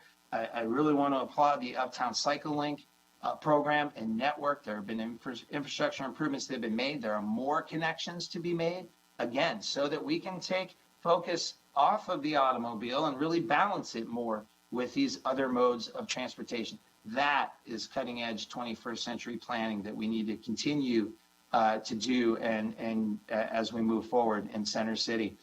And it's really thinking of streets in creative ways. As we said, during this kind of open streets era of COVID, we've found out that, you know what, the world didn't end when we reduced some capacity for automobiles on certain streets and places. And Uptown is a perfect spot to be able to blend more of these multimodal components into street infrastructure. As you can see in this example, it's very walkable, it's very bikeable. And, you know, deliveries can still go through, cars can still go through, but they go at a much slower pace. There are key locations where we think this can happen, and we want to continue to transform this street infrastructure into a truly urban place. A key part of that is continuing to work with CATS on state-of-the-art transit, bus rapid transit, leveraging technology, ensuring that when you're at a bus stop, you don't feel like a second-class citizen. You have, you know, a comfortable location. You have real-time information. You might have something playful like a swing while you wait for the bus. All of these are key things. You gotta, again, think of the whole person, not just put this infrastructure in place. You have to make it accessible, comfortable, welcoming, warm during inclement weather, all of those things. All of this adds up to a number of different strategies, projects, recommendations represented here for full center city mobility and connectivity. And all of this relates to being certainly more sustainable as a city. Hands down, whether it's in Charlotte or whether it's in any other urban environment in the world, the center city, the downtown, is the most sustainable place to grow. When you put in resources and energy and growth into center city, you are reducing automobile trips. You're reducing vehicle miles traveled of automobile trips. You're creating compact, energy efficient development rather than developing on the periphery. You are doing all these things in the center city environment that can dramatically reduce greenhouse gas emissions and the community's carbon footprint. So along those lines and creating resilient low carbon neighborhoods, this plan says and supports the aggressive implementation of the Strategic Energy Action Plan. There's a lot of great stuff in there with respect to transportation, energy, and building strategies to make Center City a low carbon urban center in the coming decades. We want to also support the Climate and Disaster Resilience Plan, support building a center city infrastructure plan, and ensuring that the code, the guidelines, the development standards are all focused toward providing environmental benefits throughout the city. And we want to test these things. This is a great example to look at, whether it's in the North End, whether it's in another location. We need to test these things. Let's be at the forefront technologically from an innovation perspective, whether it's a district or a block, where we can be the people who are testing these resiliency innovations. And finally, a complete center city is really critical. And that means a couple of different things. One is fostering this mosaic of affordable, complete center city neighborhoods. And then the second really is focused on ensuring that Uptown itself, within the loop, is a truly complete neighborhood. Hold on a second. Just 1 second, I was going to just ask if you can, I hate to do this to you because it's so much good information, but maybe keep this section to 5 minutes so that we can be sure to have committee members get a few questions in. I also think we need to bring this back and to talk about this plan once everybody's had a chance to really make sure they've been through it so that we can get to the how and sort of the tactical questions. But go ahead if you can take a few more minutes on this Absolutely, section. I appreciate that, and I will move faster. This is the culmination of, a year and a half plus, 2 years worth of work together as a community. We certainly don't want to shortchange that in any way. We're happy to come back in whatever forum is needed moving forward. So thank you for that. I'll go quickly. We know we need to provide essential neighborhood goods, services, and amenities. That goes from the transit hub locations, as I mentioned, to healthy food, wide range of housing and workplaces. Tree canopy was talked about earlier. We've mapped all of these things. We've looked at where are pharmacies, where are grocery stores, what are disconnects and barriers and being able to access those things in the community in Center City and the surroundings. So all of that is a part of this plan, as well as we mentioned those neighborhood open spaces that are critical to living a healthy life. Homelessness is a critical aspect of things happening in this community. It's happening around the country. As we know, we want to be forward on this and be able to work together in a multi-party way as a community on the same path to support homeless and at-risk residents. There are several different focus areas, many different focus areas where all of these kind of recommendations, projects come into more of a physical manifestation in this plan. I'm going to hit on a couple of them right now. And we've mentioned the North End and the potential of the North End and unlocking that to prevent displacement, to improve connections, to maybe make it the next great place in Center City in the coming years. And so the significant new Queens Park, as we talked about, basic neighborhood infrastructure, though. It's these big ideas, but also just having sidewalks and street crossings and lighting and Wi-Fi access. I mean, these are things that are critical to creating a complete community. We have to focus on that moving forward. So this plan establishes and looks at specific designs, such as this is, in the North End, a very difficult place to walk if I'm going to go try to catch the bus or, get myself to services and amenities across the street. So here we are on Dalton Avenue. These are the sorts of improvements we see happening. Similarly, on the West End, and we worked very closely with the 5 Points Forward Master Plan group. I won't go too deeply into this. That is a great opportunity to build on that plan, and we've nested it within this larger Center City plan for creating a dense, walkable urban center right on the west side of downtown. And to leverage that Gold Line streetcar infrastructure improvement, and to look at creating a true destination for African-American arts, culture, and history, and ensuring, though, as a part of that, the displacement mitigation for existing residents and businesses as these Gold Line investments continue on the West End. And finally, Uptown as a complete neighborhood, we want to ensure that it is fully accessible and navigable. In many ways, Uptown's growth has been, of course, oriented to the office in recent decades and the big changes on the skyline and hospitality and major sports facilities. But we need to make sure that workforce housing and retail and services and educational components continue to invest. There's some of that, of course, in Center City. We want to make it a more complete place here in Uptown that is truly welcoming to all. That is maybe most manifested in what really needs to be. It is a great street. We need to make it even more signature as our place, our home, as something identifiable, and that Tryon truly reflects the culture of the city of Charlotte today and in the future. We want to celebrate this place as a place to come together, to celebrate, to gather, to have commerce, to be able to protest, to be able to express joy, to be able to stroll with my family on a lazy Sunday afternoon. All of those things can and should be a part of the new Tryon Street. The infrastructure and streetscape is dated, it's old, and it doesn't necessarily support that new vision for the future and truly being a welcoming place for all. So we are proposing that a new comprehensive streetscape design plan needs to come into place. And these are just some concepts, some inspirations to say, here it is today.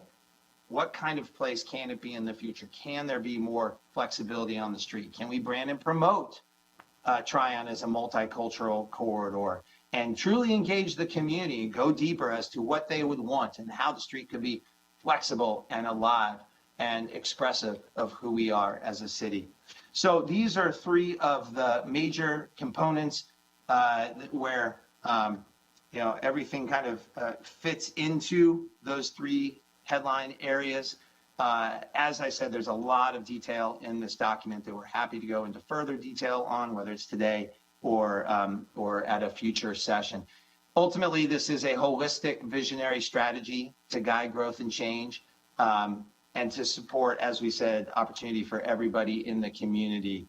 As Michael said, it is to support intentional, purposeful, equitable growth. And it's an amazing city here in Center City and Greater Charlotte.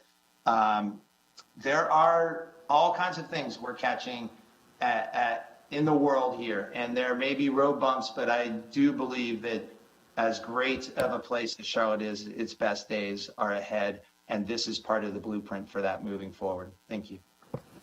Thank you, Chris.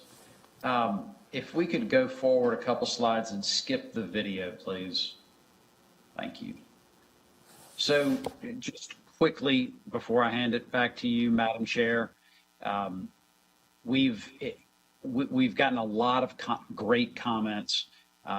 We opened up a public comment period that is 5 weeks. We're going to add a couple more weeks to that because we still have ideas that are coming in. There's over 270 comments and responses that have come through the project website, the email. Some have been affirming, some have said, hey, what do you think about this? Others thought of things that we might have been missing. Some of the new ideas are things like to support equity and affordability. Someone suggested the idea of creating a fare-free transit zone within Route 4. Thought that was pretty interesting. Eliminating cars on Trade Street and adding street vendors to incubate new businesses, requiring multifamily residential to include childcare in the Center City. People really loved Queens Park. Some wanted to expand Overstreet Mall, some wanted to constrict it. There were ideas that they loved the prioritization of the North Tryon corridor and historic West End with the comment of they need it the most.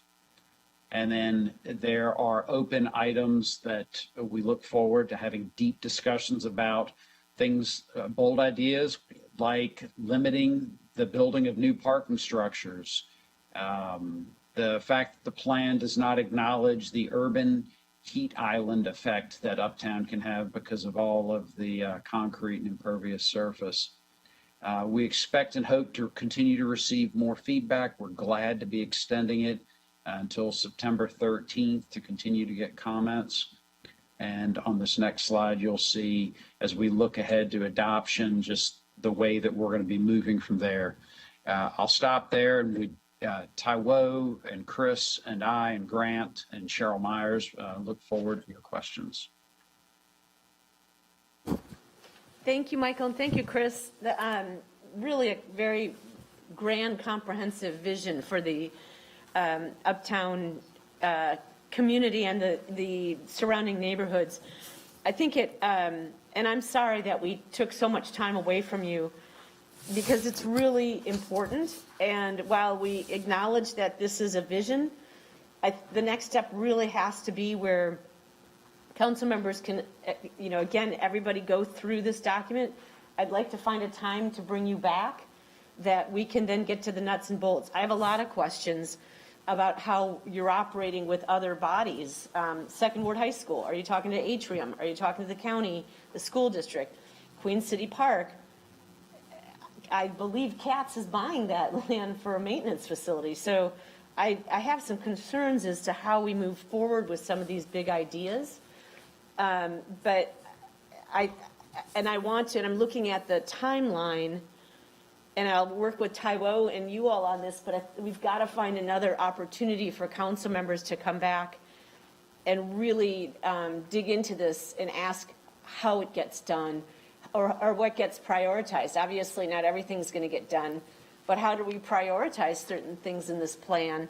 And how does it fit into our other plans, such as the CAP, such as our goals as a council to reduce vehicle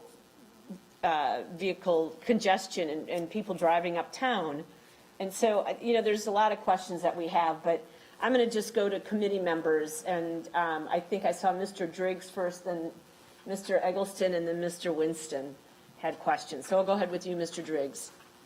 Thank you, Madam Chair. And I agree with what you said. I appreciate the aspiration in this plan. And I recognize that it aligns, parts of it at least align with priorities that we have established. What concerns me is Center City is a municipal service district. It is not a municipality. It is not run by elected officials. And I believe this plan essentially invades the space of elected bodies that make a lot of these decisions on behalf of the city as a whole. And so I would expect and hope to see a plan that basically demonstrates how projects and growth in the Center City will implement initiatives that have been established elsewhere, instead of creating priorities that are similar to but not necessarily aligned with ours. This needs to be a direct outgrowth of the Board of County Commissioners, the school board, and the city council. And there isn't really a lot of room in a municipal service district for kind of independent and different thought on subjects like schools, transportation. We have people who are responsible for those things. So I'm curious to see how the specifics of how Center City will align itself with policies that are being adopted by elected officials of other bodies.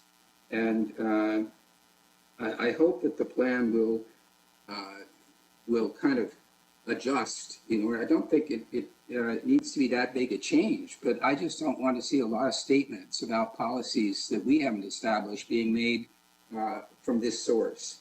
And I will just point out to you in particular, if we adopt this plan and it has things in it that we haven't, as a council, adopted for the city as a whole, I would fully expect that people in my district would say, how come we adopted all those provisions and we incorporated all of that aspiration for Center City, and we haven't done the same in District 7. And many of the things you talked about are applicable citywide and should be adopted citywide or countywide even. And again, I would hope that you coordinate with the county commissioners, with the school board, and that you not offer, for example, solutions concerning schools that have not been embraced by them, preferably first. So I look forward to kind of further conversations about how we achieve this alignment, but I do think you're a little too far out in front with this plan and with the things you've just told us. Thank you. Thank you, Mr. Driggs. And before I go to Mr. Eggleston, I want to acknowledge that Mayor Lyles has been on the call, and I'm sorry I didn't acknowledge you, Mayor, a little earlier. Mr. Eggleston? Thank you. 3 quick things, and if there's a short answer, I'll take it now. If there's a longer answer, we can take it at the next convening to discuss about this or offline. But I do think this generally, and I can't speak to the vision that CMS might or might not have for a Second Ward High School, for instance, but I do think as far as city plans and city adopted goals and objectives, I do think this plan pretty well aligns with those. Couple of things, Mayor Pro Tem mentioned it, and it's on slide 99 here in needs work. But just to underscore this one more time, I do think that there needs to be a more comprehensive and aggressive statement of a parking strategy in Uptown, because this plan in probably a dozen different places talks about all that we're doing around transit, around bike and ped infrastructure, around taking some of these streets and turning them into pedestrian walkways instead of vehicle travel roads.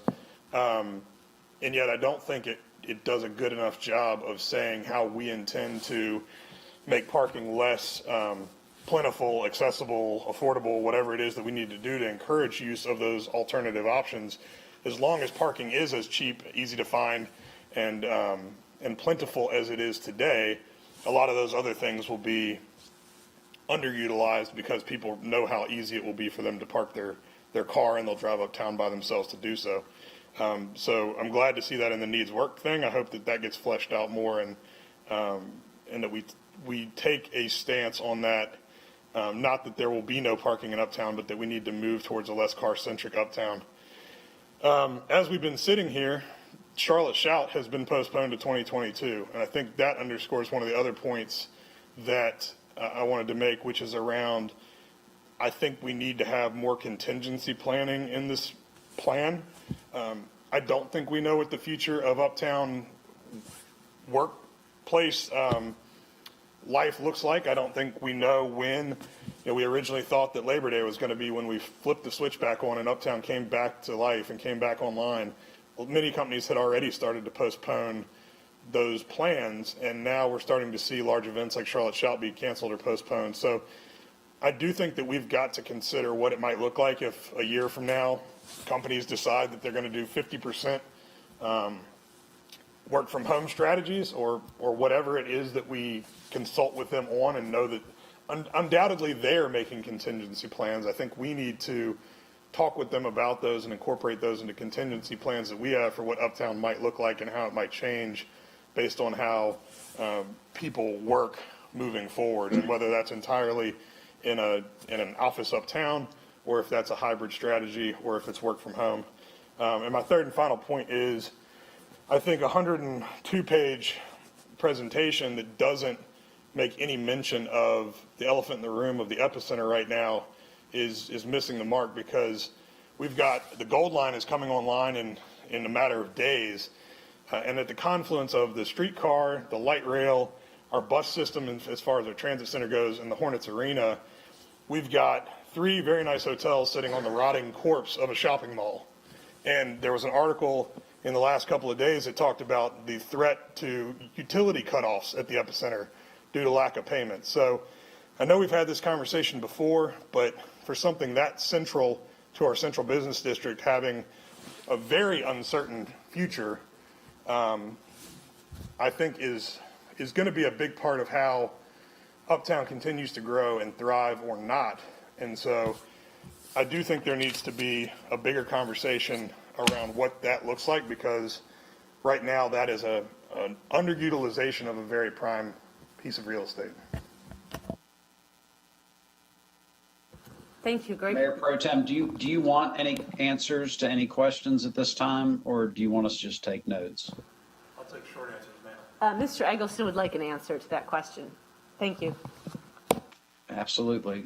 So, Councilman, regarding the parking strategy, I'm glad to sit down with you and talk one-on-one. We are sitting down with more constituents. It is evolving what the vision will be there.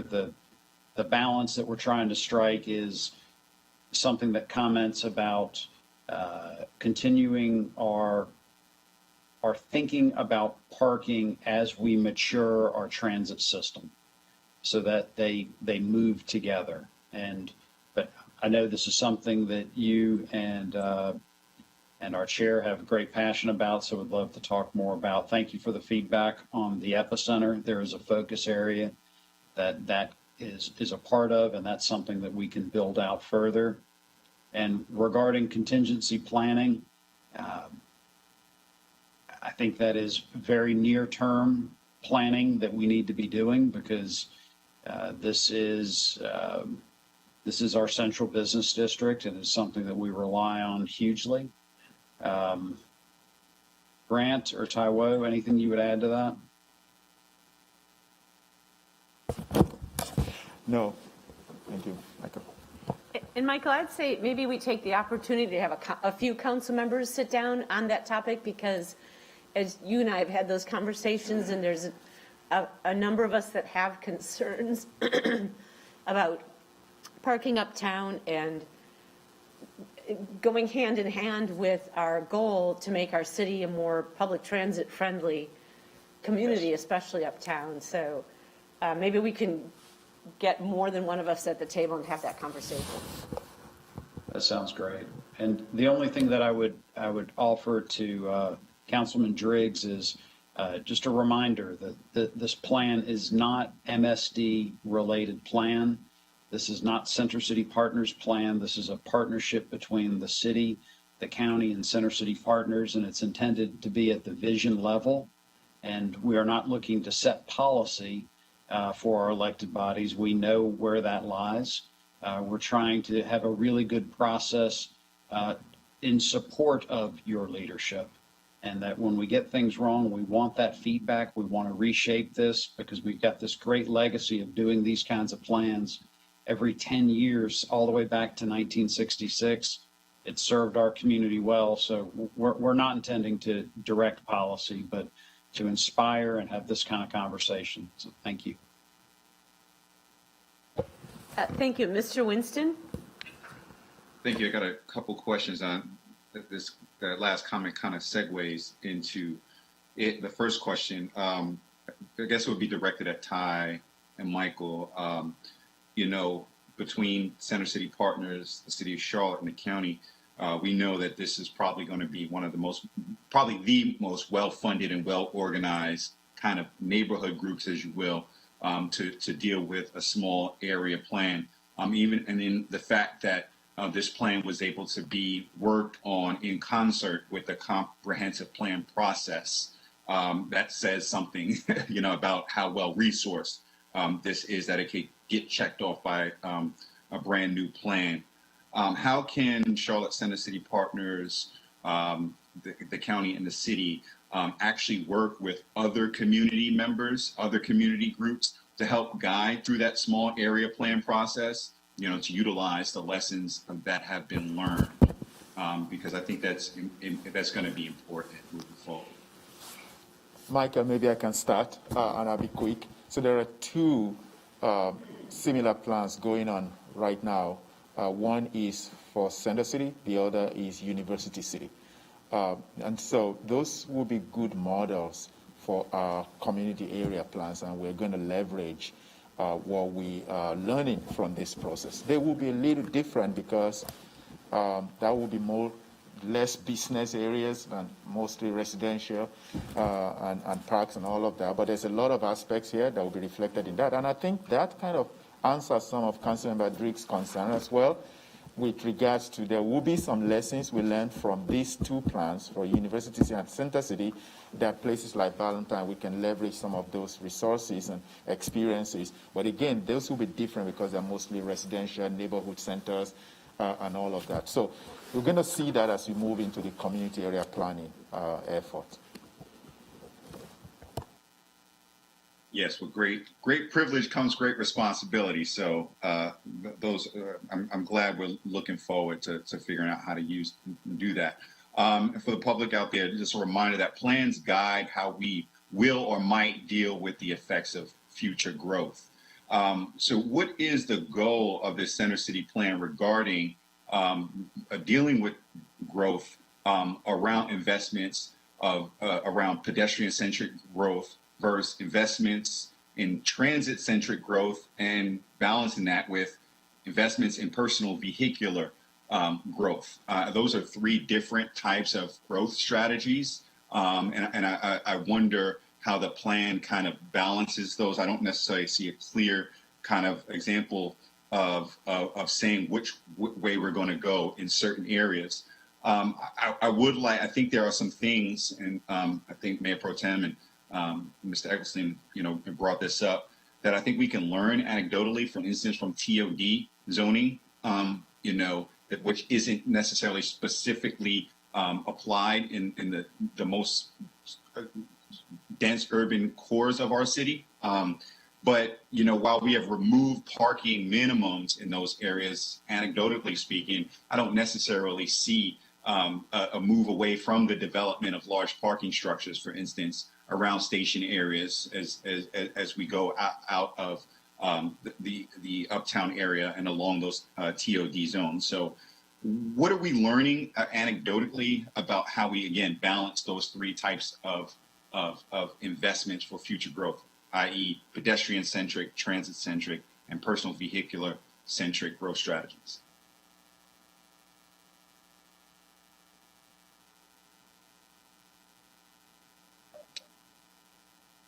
Chris, do you want to provide some flavor of what the plan recommends in this, Sure. this balance? Yeah, absolutely. Well, I think two words would be balance and evolution. And I think certainly you've seen in the presentation a focus on pedestrian orientation and transit orientation and leveraging the infrastructure improvements. And I think that the parking strategy, as Michael talked about, needs to be discussed and fleshed out further. We'll be talking with you more about that. I think it's interesting. I do this work all around the country, and there are so many things that in large cities continue to change and evolve, and some things happen very quickly, and other dynamics are coming upon us as we speak. So this morning I was reading an article about San Francisco, and the rents in San Francisco have dropped 20-30%. And, that is a big shock to a major real estate market. However, what they are seeing now is that quite quickly filling that vacuum and void are a number of really the first Gen Z folks who are seeing an opportunity to be able to afford that environment. And there's a new spark and a new life and a new group of people coming in, which would not have necessarily been foretold 2 years ago, certainly before the pandemic. And I'm here in Berkeley, California. It's right across the bay from me. And so, whether it's hybrid work environment that was mentioned previously, and how cities will evolve and adapt to that. And we all read every day, nobody's coming back to the office. And then we read, everybody needs to come back because remote work isn't allowing people to grow or have that mentorship. And so all of these things are shaking out. And certainly when you talk about that clay of, well, where are people living? Where are people working? How are they able to afford it? How are they able to access? How does this all come together? It's related also very intimately to mobility. And so, as we look at this plan and understand that we need to have some optionality within it. We need some flexibility to evolve as things move forward. But and for every story of, well, we're still building parking by transit, we're also hearing that that developers are now saying the market is telling me that I don't have to build parking, or not nearly as much parking as I thought, because that Gen Z truly is saying, wait a second, you boomers or Gen X or whomever have created a climate change world. I cannot aid and abet that. I am the one feeling the impacts. I'm the ones who, my children and grandchildren, you're going to be dead and gone. And so they are making real choices around that, saying, I don't want a parking spot. I don't want to pay for a parking spot. I want to live in a different lifestyle and different opportunities. So I think those things are continuing to evolve. I think, lots of downtowns across the country are weighing these kind of pros and cons and wanting to start their economy back, want the livelihoods of people who have those stores along the street, who have the lunch spot along the street, to bring those office workers back. I think it's going to continue to evolve, and sorry for the long-winded response, but I think that the idea of balance and being able to accommodate these things and then allowing it to evolve, and some buttons may evolve, or some things may push the button more quickly than we even know, with demographic changes and changes to economy and market. So that's what this plan embraces. And certainly the emphasis on biking, pedestrian, transit, multimodal is a key part of any 21st century city moving forward. And I think Charlotte is embracing that. It's a deep rebalancing. Yeah, absolutely. Well, I think this is, as I said, I think we need to have another conversation, probably specifically on this. I know I'd love to come to that conversation with a request to look at as aggressive of policy recommendations, especially in the urban core, away from personal vehicle, auto-centric development policies in these areas. Real quick, I know one of the recommendations that you were asking for was around the heat island. I know Center City Partners actually had an awards show a couple years ago where we really looked at vertical gardens and green roofs and green infrastructure. I hope planning staff, we can really look at specifically around the urban core zoning requirements, if we can really work to allow some innovation in that space. And the last thing I want to say is regarding the focus area E around the government center as a civic space. I think the need for a redesign around that big idea was really highlighted during the demonstrations of the summer of 2020, and as well as during the pandemic. Our government still has to operate, but in a socially distanced way, and I don't think it's necessarily set up to do that right now. I would encourage our staff to closely collaborate with Charlotte Center City partners on this, but this will obviously take a collaborative effort across governments, many different governments. So my question would be, how do we go about catalyzing this process? Because I think this should be one of the priorities coming out of the adoption of this plan, because we can do this. So how do we do that? So I think it begins with this is a vision plan. This is not a master plan. And it's supposed to inspire exactly what you just shared, where you improved the idea and talked about why it would be important to having a better center city, a better government district. And it begins with a vision plan for that sub-district, much like we did with Second Ward and with Third Ward and with South End and the North Tryon vision plan, where it brings more things, from the 5,000 foot level to the 1,000 foot level. And begin to think, there are so many things that the city is already doing to better activate with some of the thinking around the transportation center, around the edges of the arena.